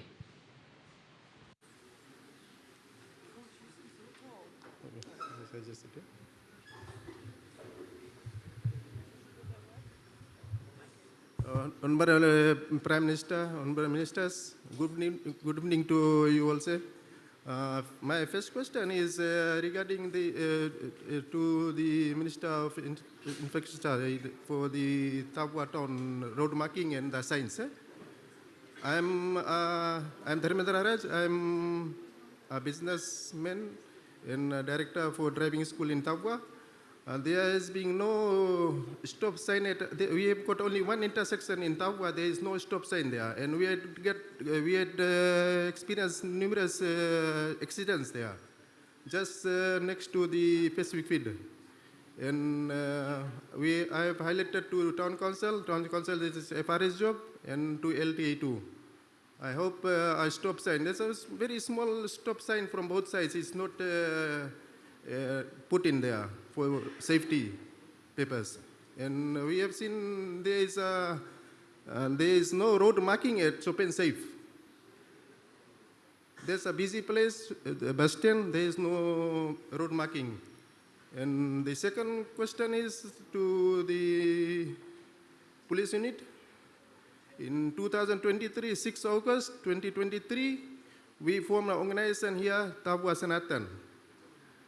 And we were having a meeting at Belata College, and where a police officer from Tavua, Mr. Sinal Chan, with his father, came to forcefully stop the meeting without any invitation or being a member of that group of the organization, Sanatan Dharam. And later, what they did, they were using police powers and to disturb the meetings. We had to, more than 24 of people, we have to step down and give way. And what happened? The national president, who is also a school teacher from Nukulwa College, Mr. Dhinendra Anand, he was present convening the meeting. The person who were not registered, irrespective of not breach of constitution. Here to defend themselves. Okay. So just stick it to the general question without naming people and incidents. We don't want to be charged by somebody for defamation or anything like that. So can we get your answers? I think a great point about road markings, FRA and maybe LTA as well. I think a very important point you've made about that. Nimbulo Binaka, for your query regarding road marking signs, it's currently in your periodic program. If I may get your contact so we can log your request in our system so we can track it. But can I ask, how is that allowed that those signs don't exist? They do exist or don't exist? The markings are not existing. The signboard. Yes, it's in our periodic program, but some of our signs do get damaged over time. So we have to go back and replace them as and when it has been raised up or picked up by the team. Yeah?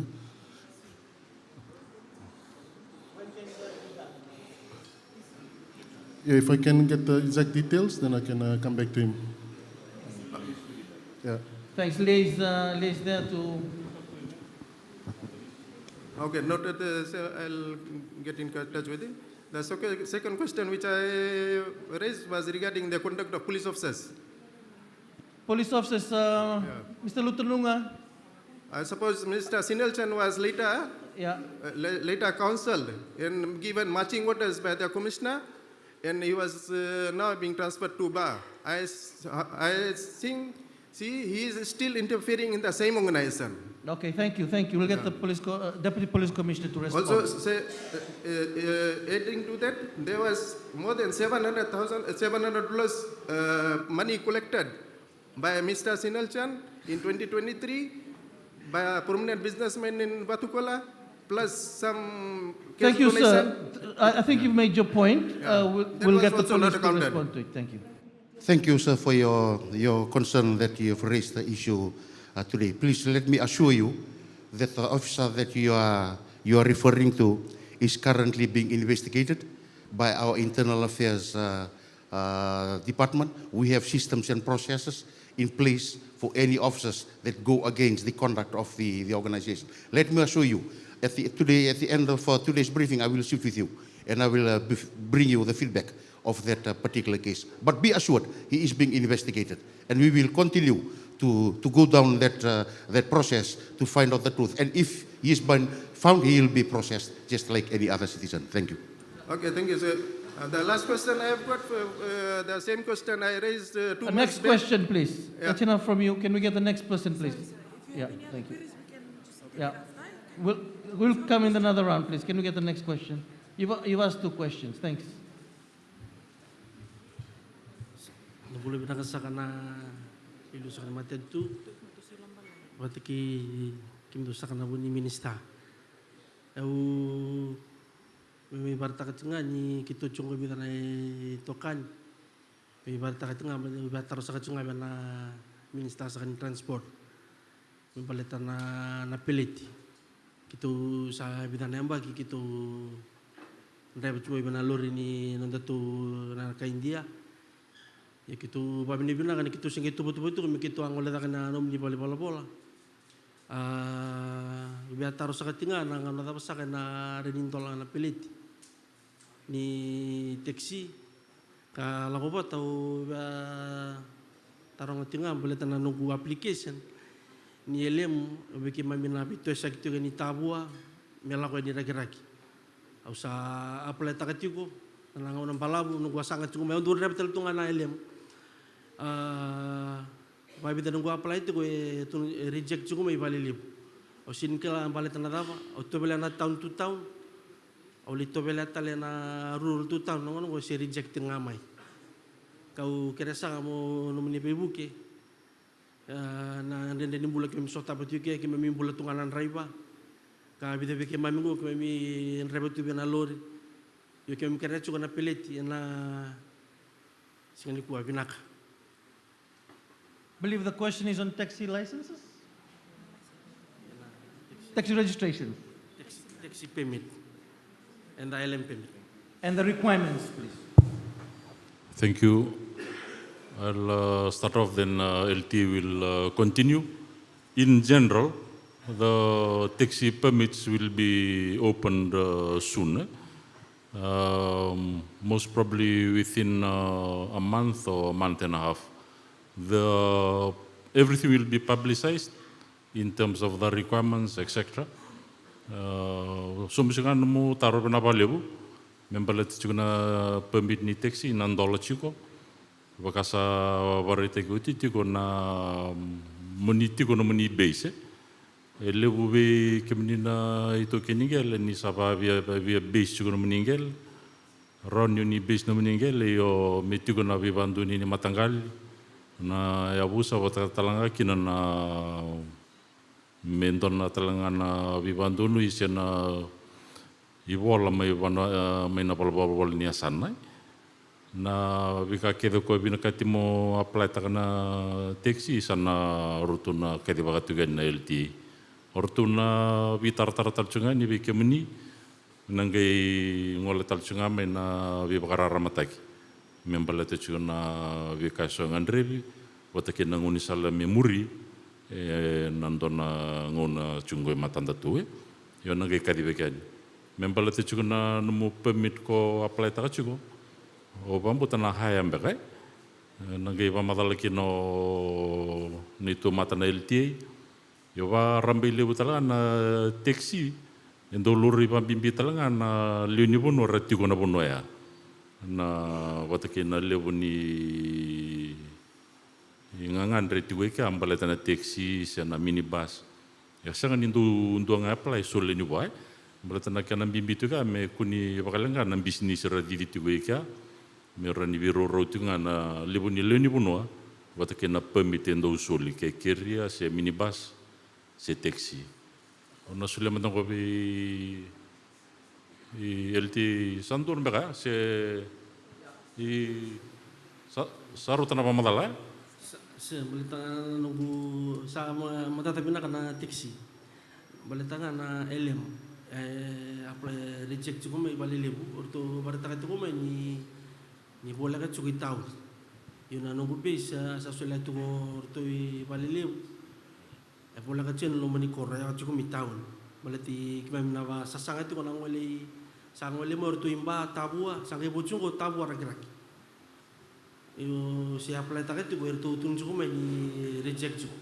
Kalau kau nak account celo bedi dia kau apa?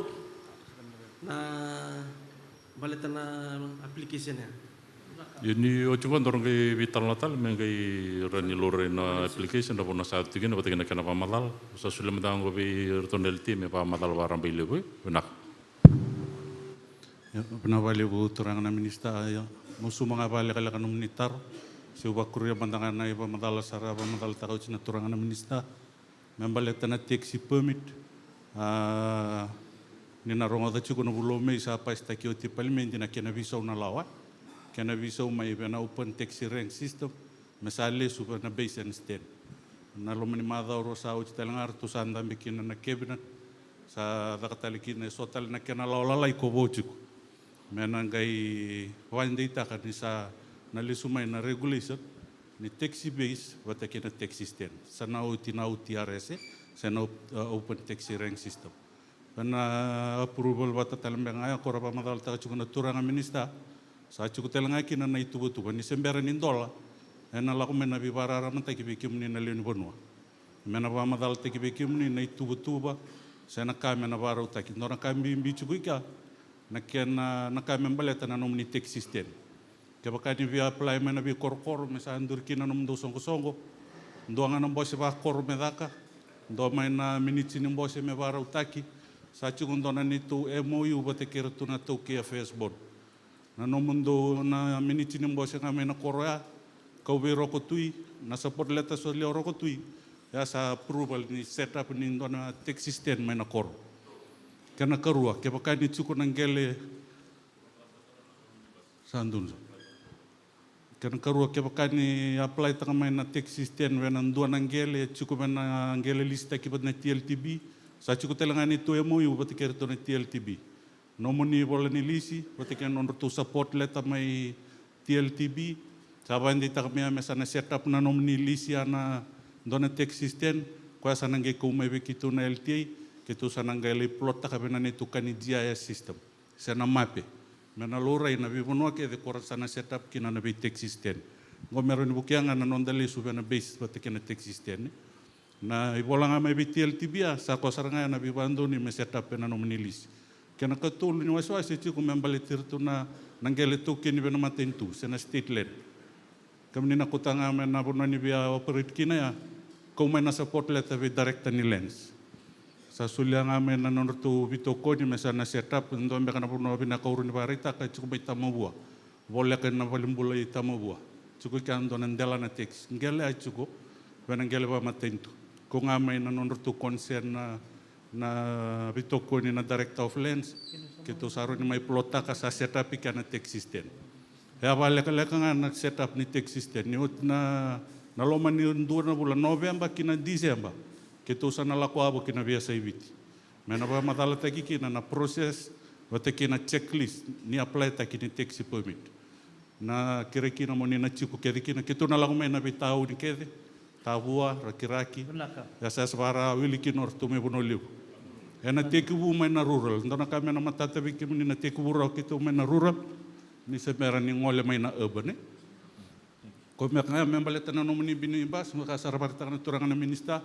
Runi ucu bandang ko tu reda batai na nomini pepa kedi cunggur, meke tu reda batai kertu na no itu timir tu cunggo melutoka, tunggu vital no takai, sabi na value.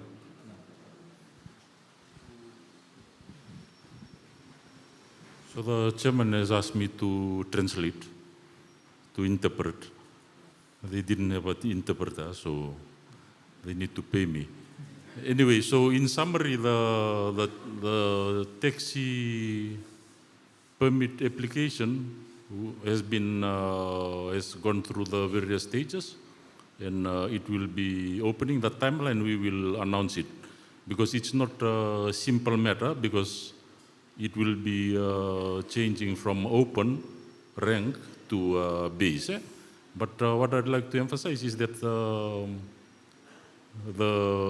it will not be purely base, because some bases where it is assessed to be high demand, that there will be some element of open rank there. So the next step is looking into the regulations and ensuring this aligned, and then there will be further community consultations to enlighten the community about the process. And also, as already explained, there will be a process regarding the basis, requirements, which will be publicized throughout. And the last important point is that the taxi permits will not be dished out willy-nilly, because the LT has already made an assessment of the needs assessment. So there will be quotas for specific sectors based on the survey of the needs, transport needs in that area. And the other thing we have to keep in mind, whatever PSV or public service vehicle permit is issued must not undermine the current public service vehicle transport system or the current operators. For example, the bus service in that area. Thank you very much. Nakbalewu Minister will go into the next question. The Honorable Prime Minister and the Member of other Parliaments, I would like to just take this opportunity to welcome you to our small town, sir. And also I would like to thank our Assistant Minister of Justice, who has been frequently visiting our remote areas to address our grievances and grievances from our people. Now, I would like to take opportunity to just have one first question regarding our appointment of JPs, where we had an application from mostly people from remote areas, where 5 applications are pending. So I would like to know when the appointment will be done, so that the services could be provided to the people in remote areas. And the second question is that 2 bridges which has washed away 10 years ago during Cyclone Winston in Nandale Road. That bridge, normally the students travel daily basis, about 100, more than 100 students travel daily basis. And what happens during rainy season, sir? What happens? The bridges, they wash out, and the FRA, what they do, they get the contractors and they put the gravel on. So it has been going for 10 years. In 10 years, I can guarantee we would have built more than 5 or 6 bridges like that, sir. So I'm asking to the coalition government if we can look into that as well, sir. Hello, the third question is regarding...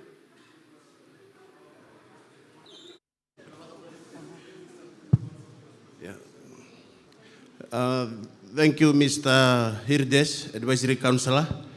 Now, in terms of JP application, we have forms in all our Ministry of Justice offices in our local towns. So if you need to apply, you are all most welcome to apply. It will go through the process, and then if you're selected, you will go through an interview, and then normally for the ones that are already in our office, I can confirm, Mr. Hirdes, that we have received your applications, the 5 of you from Tavua, that will undergo the process, and an interview will be conducted shortly. And probably by January next year, there will be a sworn-in ceremony for the new JPs. I understand that there is a lot of problems in the interior, and the Ministry of Justice would like the members of the community to apply. We encourage outstanding community leaders, outstanding community members, you apply to help our people in the interior and also in our local towns. So for this financial year, from last year to this year, we had received 6 million. For the new financial year, it has gone up to 9.3 million, the Ministry of Justice. So it has increased significantly. For the first time, Justice of Peace are receiving $100 allowance monthly. So we have seen the emphasis that this government has put on these JP services, and I would like to take this opportunity to welcome the ongoing JP who are already on the ground doing a very good work, remarkable work, and encourage more to apply. Pinakabangalibo. I think I'll ask Rose to answer on the bridge. Ni Bulo Binaka. I believe you're referring to the crossing before Nandali Koro. That crossing is currently in our current financial year for a new crossing. Naka. Thank you. Can we have the next question, please?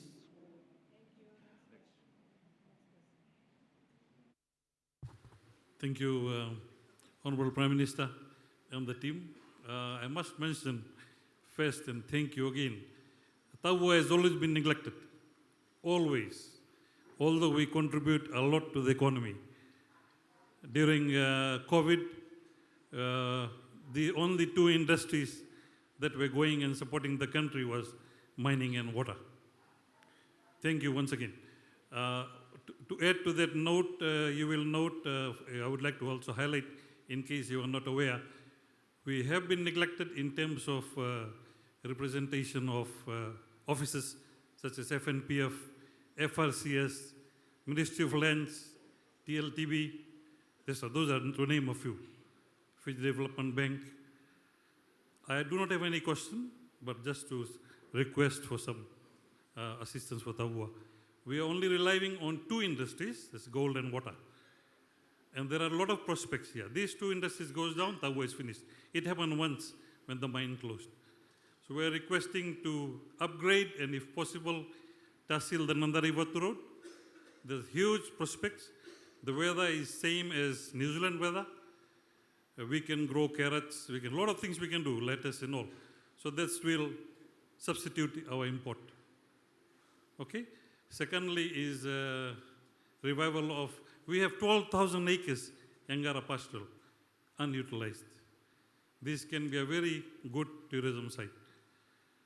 Third is the Vatia off, is very deep, same as Lotoka off. We can bet large ships. So probably if there's a possibility, working with the owners to repair the wharf so that the road uses can be decreased. Thank you for that, for those questions. Honorable Prime Minister, given that election is next year and they've highlighted the fact that Tavua is neglected. If you are going to win in the next election again, what are you going to change things around? Maybe focus on, place more focus on Tavua?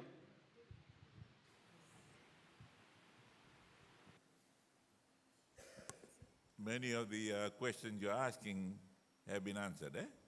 The ministers responsible have given you details about what has been done about Tavua. And they will continue to be done. I thank you for your question, but I'm sure this is not the first town hall meeting you have been to. Those of us from the villages have our town hall meetings every month. Nombosevakor. This is just like Nombosevakor. And if we had been raising these issues through our town hall meetings in the various stages, whether they be village meeting, Tikina meeting, provincial council meetings, they should all have come to us rather than us coming down to the town hall in Tavua for us to receive your questions. A lot of the land issues, what was the latest one? This particular? Sorry? Oh, the bridge. One of the very first pieces of information that came to me was the improvement of the bridge and the flood control in Tavua. And the minister is right here, and he can elaborate on that. Yeah, I think further to that, sir, is the issue of the sense that they've been neglected. The which? Sense that they've been neglected in terms of government services, correct? It's a general question. How can that be in terms of government services? Okay. Right, thank you. Yes, it depends on how long the neglect has been. We've only just come in, And since we came in on the 24th of December 2022, I believe we have done quite a lot to satisfy the demands of the populace. We can't do everything overnight. We'll have to abide by the various programs that have been laid, and they are working in accordance with our strategic plan, our development plans, and also our annual budget. So the officers in your village town hall should have more details about the various allocations from the budget that was announced last year or this year of the work that will be done between now until July of next year. So they are already there. They are available. When you ask the right people at the right fora, you will get your answers. Naka. Yeah, quickly, Linda.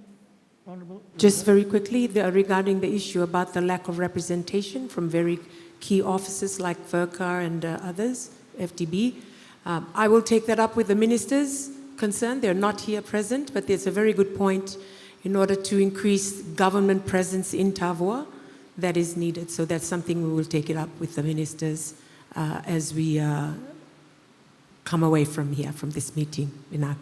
We will round this up in the next 15 to 20 minutes. If someone is standing who can answer the question about the Yangara pastoral, 12,000 acres, about the potential for the wharf, or how people can move their ideas and where they can channel it to. Mr. Chijanan, thank you.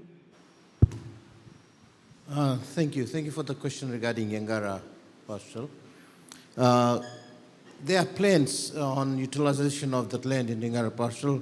I'm sure the CEO is around. He can vouch for that. There are plans in consultation or in conjunction with EFL for energy generation. There is plans for increasing cropping on the area and also developing the livestock.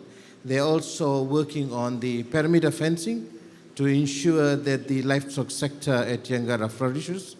And these are some of the activities Yangara is currently undertaking. And given some time, I believe with all these activities coming up, you'll have a very good pastoral industry here. Next question, please. Vinaka. Au wakabini vinaka na kabini singin dindai. Ena bukuti ngani lomani vidana mbaki sauti. Au ngoleti ngona bali bola ni susuman ni tu tau ni ngoi Tavua. Pakai tuku ni tunga via u meu pakafoko tagia u no buku ni susuman. Ia usaba wale tigo vidana ni ngubul makau. Atigo na rona mbaki sauti. Ngai tarotale na mbaki sauti tukuni ka takitigo via una vulo kosita sandrom sambera mai wiko. Iyo na mbaki ngo se matai saranga ni singa ni vulo kosita ngo sa tigo bali bola. Oli keretigo ngai ndo na nungu mbai ni mbulu makau. Watake no nungu duru ni mbai ko kamea. Watake na mbai ni me. Merawa ni to lako ke dilo mana bulu makau watake na me. Kau sa kera tunga na vibuke ni matentu. Eke muni sakana Prime Minister. Kwa sangaya na kau ya kere na ekabin ko. Unaka, I think the request is on the livestock and cattle fencing. Any programs in that area? He has been applying and looking into that area, so what avenues are open for him? Can you come again with what exactly the question is? Livestock, cattle and goat farming, he's wanting to get into. Cattle and goat farming. I believe there is a program run by the Ministry of Agriculture through their livestock sector, livestock program. And I encourage you to get in touch with the ministry's office here in Tavua, and I'm sure they will be able to advise you on what are the conditions and how they can assist you with the fencing material for your livestock program. Yeah, yeah. And I'll let the agriculture expertise let you know. Minasa tura Prime Minister. Sa misanga nonatar apply sanga menambag sauti. Bia lele to valili na non burmakau. Sa bari tango nga bua question na wika misotawa. Mena roiningi banduniki na non nambayo sange tarai nor to vale silisitawa. Ironiki rubi tala no chingango misa roiningi bukinga na non mbai ni burmakau na mbai watakin na wibuke ko kera chingan lo menambai mo. Na valeu. Nasa. To have to be eligible for the assistance. Eligibility for the assistance are cattle to have 15 on stock, female, 1-5. Well, 15 cattle and goats? Yes. Goats as well? 15. Yes, sir. So there are also some other ways that we will assist individual farmers, those who don't have that stock. I can discuss with them to get through to the criteria.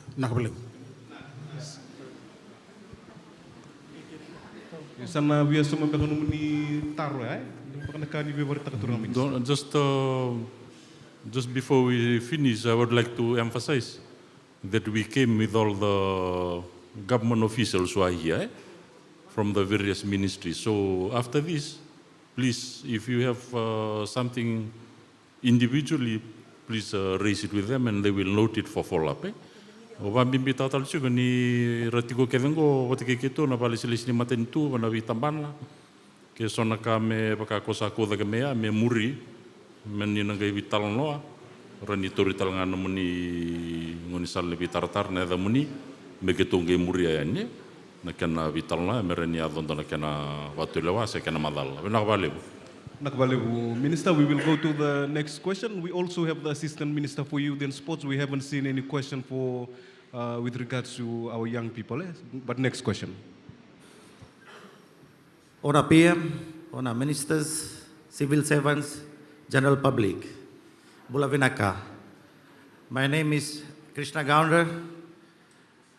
People from Ba Province, Ra, and many part of Fiji knows me with my other name, that is Vishal Gounder, in the social media. My question is today on behalf of the people of Tavua. Tavua is contributing a lot through national GDP, the national resources. We would like to get some percentage of the contribution we do from Tavua for the improvement in various areas, sports, our medical facilities, in small and medium business and other agriculture areas.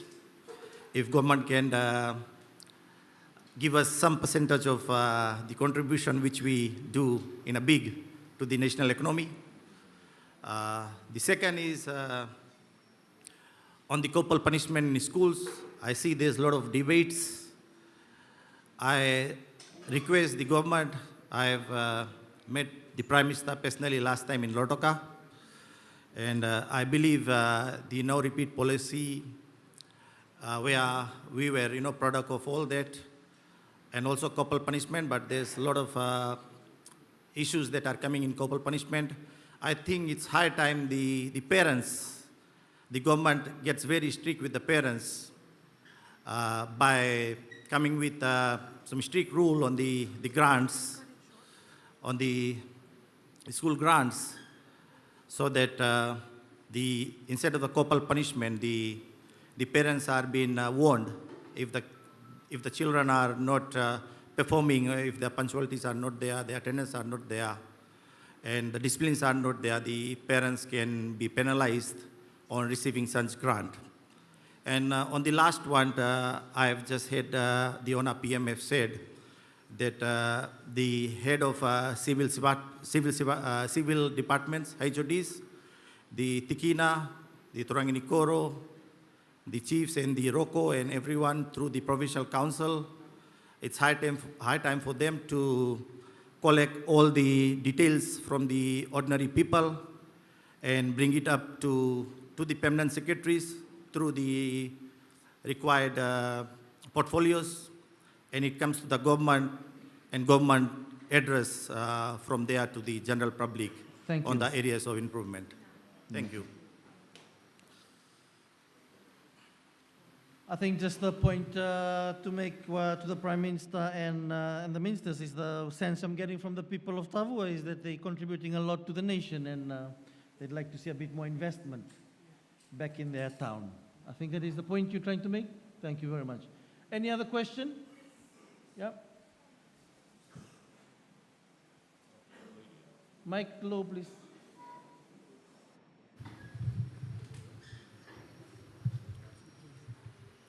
Mu dalo benarigi na turana Prime Minister, vega muto na Minister, ngana baile silesi, dalo benarigi na bia benigua. My name is Suluet Induwanga, and I'm a trainer at Pacific Polytech, and I'm also a landowner, a farmer. Today, we understand, I speak on behalf of my Matangali, Tilibalevu. We understand that with our CG 1089 has been converted into freehold. This is all the land from Batia, and today we also understand that people may be selling their land because of some developments that will be happening soon. Our humble request, if they could minimize the selling of the land, because we would like to retain and maybe buy back. This is a humble request from the landowners of Vatia. And the other humble request, please. We know that we have the gold mine, the water in at Yangara, and we also have a lot of farmers in Tavua. Our humble request, if we can have the TLTB office and Firka in Tavua. We travel to Rakiraki, we travel to Mba, we travel to Lautoka for the Firka. There's no more service in Mba. Our humble request is if we can have the Firka office and TLTB, because we have a lot of landowners here who travel to Lautoka to apply for their lease or payment of their lease. And so the third one is a request to the Fiji Sugar Corporation workers. If I have raised this earlier on, I believe last year we had a consultation meeting in Tangi, Sangam School. If maybe the farmers who don't produce a lot of, like me, I'm actually speaking on my behalf, on myself, that we would like to request the Fiji Sugar Corporation if they could help the small farmers instead of going to the big farmers to help them. That is my issue. Thank you very much. Lands, on the issue of freehold lands? PM? No, the answer to the buyback question is a very simple trade thing. You got to have a willing buyer and a willing seller. Government has given out the policy. It has reintroduced the buyback scheme for land that can be identified positively, like Tilebalebu, and is now claiming. That claim will have to be verified, and the same as yours. If the current holder, the current freeholder, whether it's state or a company, is willing to sell, then that's where the buyback scheme comes into operation. Inaka. The other issue, sir, is, and to honorable ministers, is the issue of services. Things like FERCA, where they are having to go to Raki or Tumba or to Lautoka. Yeah, who is the administrator here? Can You Tavua an have its own administrator here? services? Can you find an office suitable enough for all these things? Find it, we'll man it. Okay? Naka. Thank you. And I think the FSC,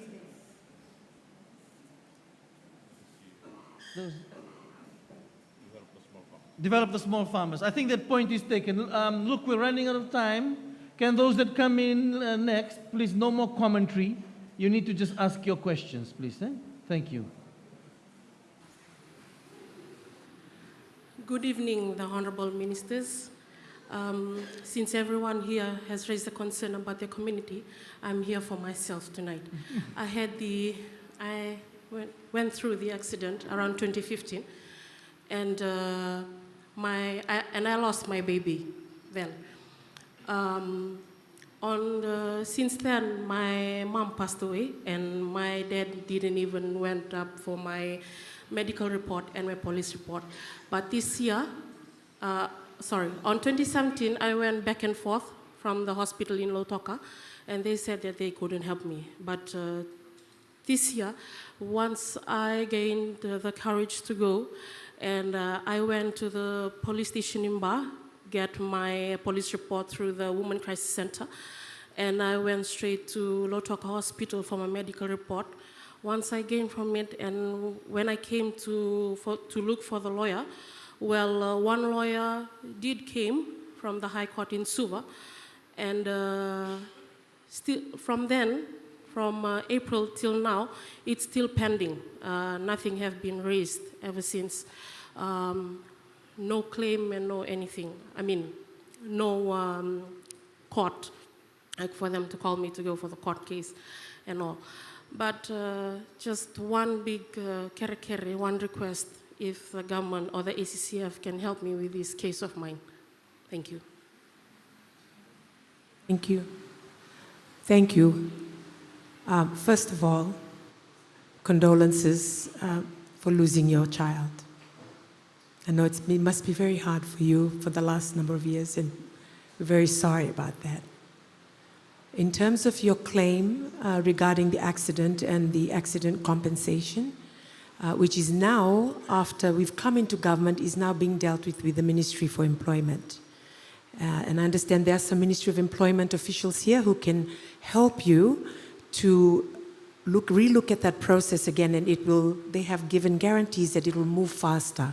When it was handled by the Accident Compensation Commission of Fiji previously, it wasn't dealt with as efficiently. But now that we've moved it back to the Ministry of Employment, we're hoping that it will move faster. And I will ask one of our Ministry of Employment officials here to give more information to you, and certainly provide you more information on how you can have your case to be moved faster. So I'll give the time over to them. Vinaka.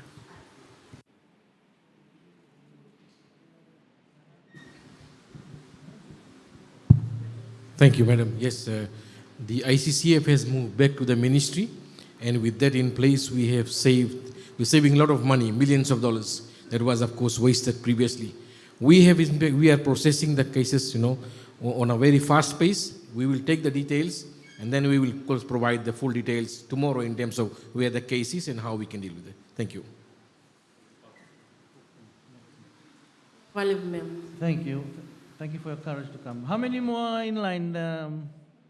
One more, and we'll have Ralulu to is one of the last ones. Mr. Ralulu? Okay, set. Third. Three more. Please, your question. Naka ni bulasakan na turang nalilimatin tu kina cabinet ministers. Endo sa katinga nanunggu kere-kere. Nabuni kundu nando tinga ni tunggel kita listu kina na moni tauni na moni salala ko wat koula. Basa ibatinga na walimbula. Nabuni nunggu kundu nabuni watawi. Sabe chini bata na yang bakingo na nito ngandre bati me kito buki nabuni waida. Sa may bata na sarang abakali mo na nito tete na nito window na waida saranga la ko saranga may bandun sa may tao tu nangunong na nito bonua sa may pamatia tu na nito bindo bukan nito tete e bimba sa ibat sartinga na bal nimbulay Tavua na angele kito listi ko kina sabi chini bata na yang baging go na nito ngandre bati ko na bibu ke ngai sini don na wali rawati na wali. With the Ministry of Lands and Health. You can maybe address it to the two representatives after the town hall. There's a discharge, water, some toxic waste discharge that's affecting his farm. And his farm is adjacent to the hospital or opposite. Yeah. Sorry. I think I have previously clarified there is no discharge of hospital waste to any river or any open landfill. Before Mr. Works, can I just, there's twice now, citizens have expressed that there seems to be some form of discharge that has gone into the river, so that assessment will be made, can be made, to look to what it is. And it's, I think, just to assure the community that it's the hospital, the Ministry of Health is saying it's not coming from the hospital. Yeah? Noted with thanks. Nabali mo chunga ko kay toram da menemu nadam but ke nemu na mental bone be ni to tambana ni water authority to ge vital no ke na.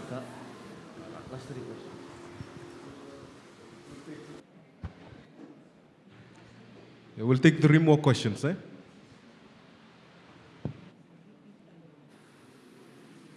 Zola binari gina liu ni materi tu ibiti. Zola binari le buta. E ubo tu Tavua. E do chuga na kere. Paina ronondul kavitu me ado moina ronondul rosagabul kalimago. Na bodo chuki na se kwanga na kena bulolo malagi na buru go sa tu na libalima. O se amba ki ono sagabul ka ono. Karavitu na buli. Tuaga na lube gue kasi di buli. Wai na mano buto-buto ya, e makarara matako ka na no gucu-gucu. O baka bina-bina ka mga lebu ni ko, di o basi ka ba na liu-liu ni mata dito. Me mo ikere ke mo di. Mo di sabi mo ke mata pa na no gucu-gucu ni ngalala. E tini kabitu na bali e tigo kina. May na ruwa na undolo kabitu, ruwa na undolo rosa ka bulu kalima. Me aga pa na nga unang darumay bitalo na tukina ko. E tugu ni nga mai na budget go, udidi lo toka, udidi suba. E senindo asaranga na mata tau bau kune atu. Na nungu taka na ko musuto butuka. O baka bina-bina ka ni onda be na liu-liu ni matentu. E na mai dingo bina nung kere-kere. O sakere kia mo di saranga ni liu-liu ni matentu. Nala ko si Tibin. Sakare ke muni moni ngai vitala no amanda. Kese nga mosinira mosana baka tulewanga bana no gichu-gichu. I think the request is for energy and electricity to his area. Can we, Director of Energy, please. Binaka member takana kere-kere kera ni kitong bitang lo bata kena turang ko mikiturang na details. Na bulu dabe chukukina. Merotong kamera na mata ni Tochim. Prime Minister na kere-kere, ha? Yes, sir. E tiko na kaya na ngandrebe ni bikim doe. E tiko sartala na bibu ke tiko na Prime Minister's Office. Kaya bakan do barita may na numdo ngangandre membalata na numdo contribution, membalata na libe-libe numdo itiko-tiko. Era ni bibu kumiki na Prime Minister's Office. Next question, please.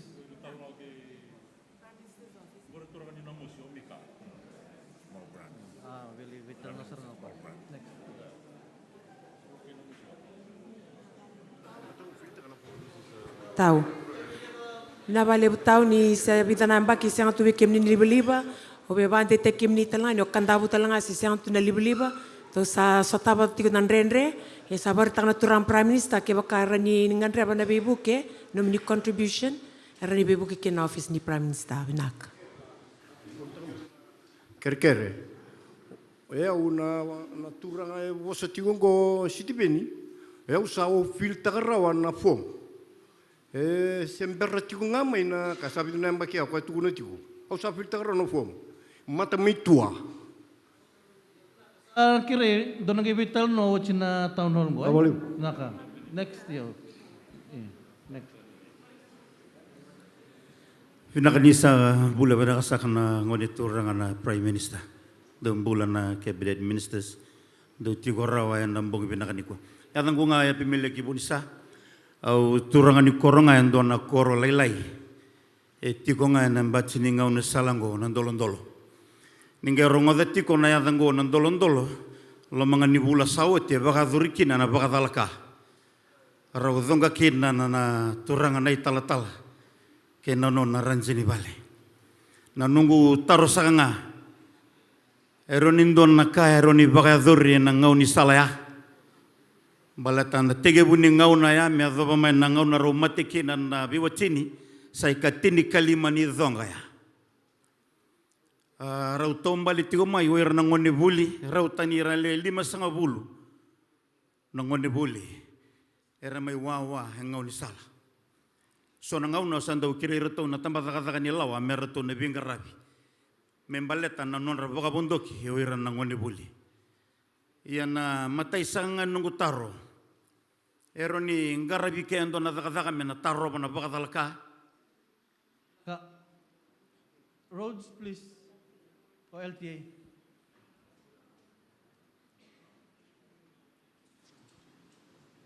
Isang bolo binaka. No nikir sa tu sami tara. Kita ngin melihat, kita assista na kena safety implementation ni, meta kana bono ya. Wambota sa tos mai wa boleh aku bikin do na 50 sai. We bukan can control taking speed. Na bikata taliso kita nak meri tala tikim ni. Na kini kurisan ando bosocho na tura. Kona sign kona road crossing itu ya. Sonan raiba era sava kau loritu nangonongo. Senga sarangan ni rambo bakila. Dona signboard ni crossing sena maka kosa tiku na lomo ni ngaunsa. O keresa kanga na dele ni tebel ni belutaki. Merau ni daken dona kamero ni baleta ratigongo erna lewe ni koloni bono Tavua ni wabo kime na ngauni salama ni mbulu me matalebu wata membiu ngani kon wabo kingo pe mardal sa donon dondo binaka itigo kya lakini karuasanga nungu taro kasanga ukerati gongo mendona hamp se tiwi kya vita batana kamera ne karuanga kani oti nungu taro na ngauni sala lomani koro Erapondo tigo kina na ngoni buli. Kero daga bota tigo kina nito advisory council. Rai tigo mbekango. Utaru ko asaba tigo na ngoni sala. Tigo no ko ya mene visa utaki. Na ngoni sala ngo it's not under the FRA. Ndo na ngutar. O de me da kaba na visa ya. Pasanga ni karu na ngutar. Ni bula kona kaurangan itikin na non-FRA road mabakang sa bartaso nito minista sa siang na was na non-FRA road sa tiyo na other public roads ken institution road kona budget kito sa may bukiro to may kukunira may dake sa kito sa biskupo iti may nandol-dol pati kona loop may tekando ay nongon ngalalaki na kru may nasomo ko kito bingkari tal sukin na other public roads kito nagamitari kimni may nandol-dol ko naka kir-kirim belatan na hamp sarto wambau kinana nito siyo mesa andon nyam ni kalungat sa katiko. Our last question. It's me again, PM and honorable ministers. This is about commercial expired lists. At the very moment, I think at the end of this year, there'll be 4 commercial lists expired in Tavua town. In my capacity as the chair of the landowners, I'm very concerned about the attitude of TLTB. We were not consulted about the extension of lease. It's very clear in the law. Whenever the lease is expired, they have to come back and consult with the landowners. Just this year, before the expiry of lease of one of the commercial properties, one of the supermarkets, I won't mention here, they must have talked with TLTB, and the lease was extended. The question is, when will they stop these corrupt practices? Now, there are another 3 over here. Let's go back to the old, the first extension made to the supermarket I mentioned. When, after the 99 years, they extend maybe another 60 years. This is like permanently deprive the ownership of the land from us, landowners. The first lapse of 9 years is enough. Come back and discuss with us. Now they extended again. So I think it's illegal, the process TLTB is undergoing. Instead of coming back to us to discuss about the extension, the term they want to extend, they just did their own. They must have colluded with these people and they've extended the lease. Now there are 3 left, and I request the government to look into it. Another question from the Conroe and Tavua Coast. I want to ask the Prime Minister as when you're going to open the sea cucumber harvest. Another one is the UN Declaration for the Indigenous People.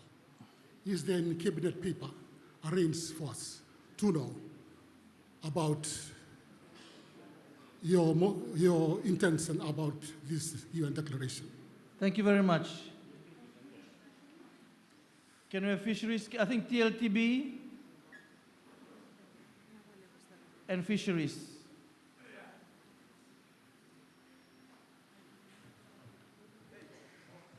Hello? Maybe we'll hear from the fisheries department about, or TLTB. For the extension, probably will, if I can request, if we can come back on that. But in regards to expiry, there's, I think, 2 or 3 leases that will be expiring early next year, where we're currently in negotiation with tenants to have a joint venture with the landowners. So that's currently in place. Ladies and gentlemen, fisheries, I think the relevant government representative is in the house.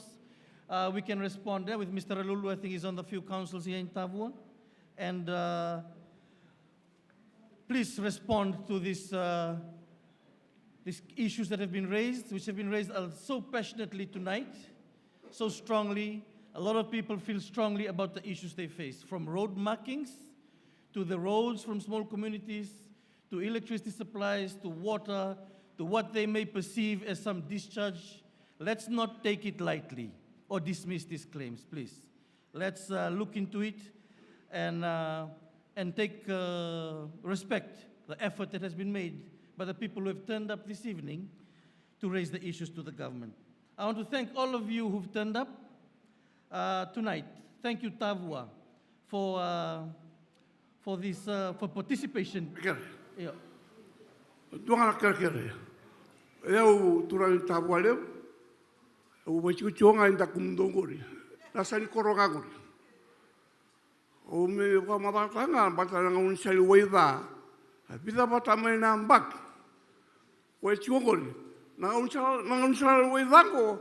Ora kada ban business Tavuango kwa tumentana. Wai keda nga kwa da tumia. Wai lai na wai na singi na pipe na kao da keda nga. Kwa zizi mai na dringo. Kwa ngol tu ni tu asen koroko. Sa kere. Sabi da batamai na mbak sia lo mengo sa kai bula tan mengo. Sia tos nga na kena tarumitu na unsali waivango. Thank you. There's another issue that will be raised and addressed by the government representatives. Again, thank you, Tavua, for turning up tonight. This is about democracy. This is about holding government to account. As the Prime Minister mentioned, Government did not organize this. We did, we the Fijian media. We will leave it to you, the people, to decide on this government's performance and the actions and the responsiveness. They have to earn your trust, earn your belief, and whether they are doing the performance that you have endowed on them to perform. This is an ongoing process. It will not end here. Tomorrow, Anish Chand of the Fiji Times and Ivan Nataro of the Fiji Sun will be hosting the town hall in Ba. If there's some issues you haven't held, you didn't get answered in this town hall, tomorrow is another opportunity for you at the Katria Hall in Ba. So again, thank you, Honorable Prime Minister, for making the way here and answering the questions from the public. To the Minister for Multi-Ethnic Affairs and Sugar, Mr. Charanjit Singh, thank you for coming, sir. Minister for Public Works, Meteorological and Transport, Filipe Tiswa Winawalevu. Minister for Information, Honorable Linda Tavua, it's been really great working with you to deliver this. Assistant Minister for Youth and Sports, Ali Kimbia, no question, but thank you for turning up and representing your ministry. Assistant Minister for Public Enterprises, Suchida Nan, thank you, sir. The various permanent secretaries that turned up, and also Chosua, Honorable Assistant Minister Chosua Nyundamu. Thank you for turning up for justice. So from the Fijian Media Association, again, thank you for heeding our call, for coming up. This is democracy in action, and we will have another go tomorrow with Nakabakalevu.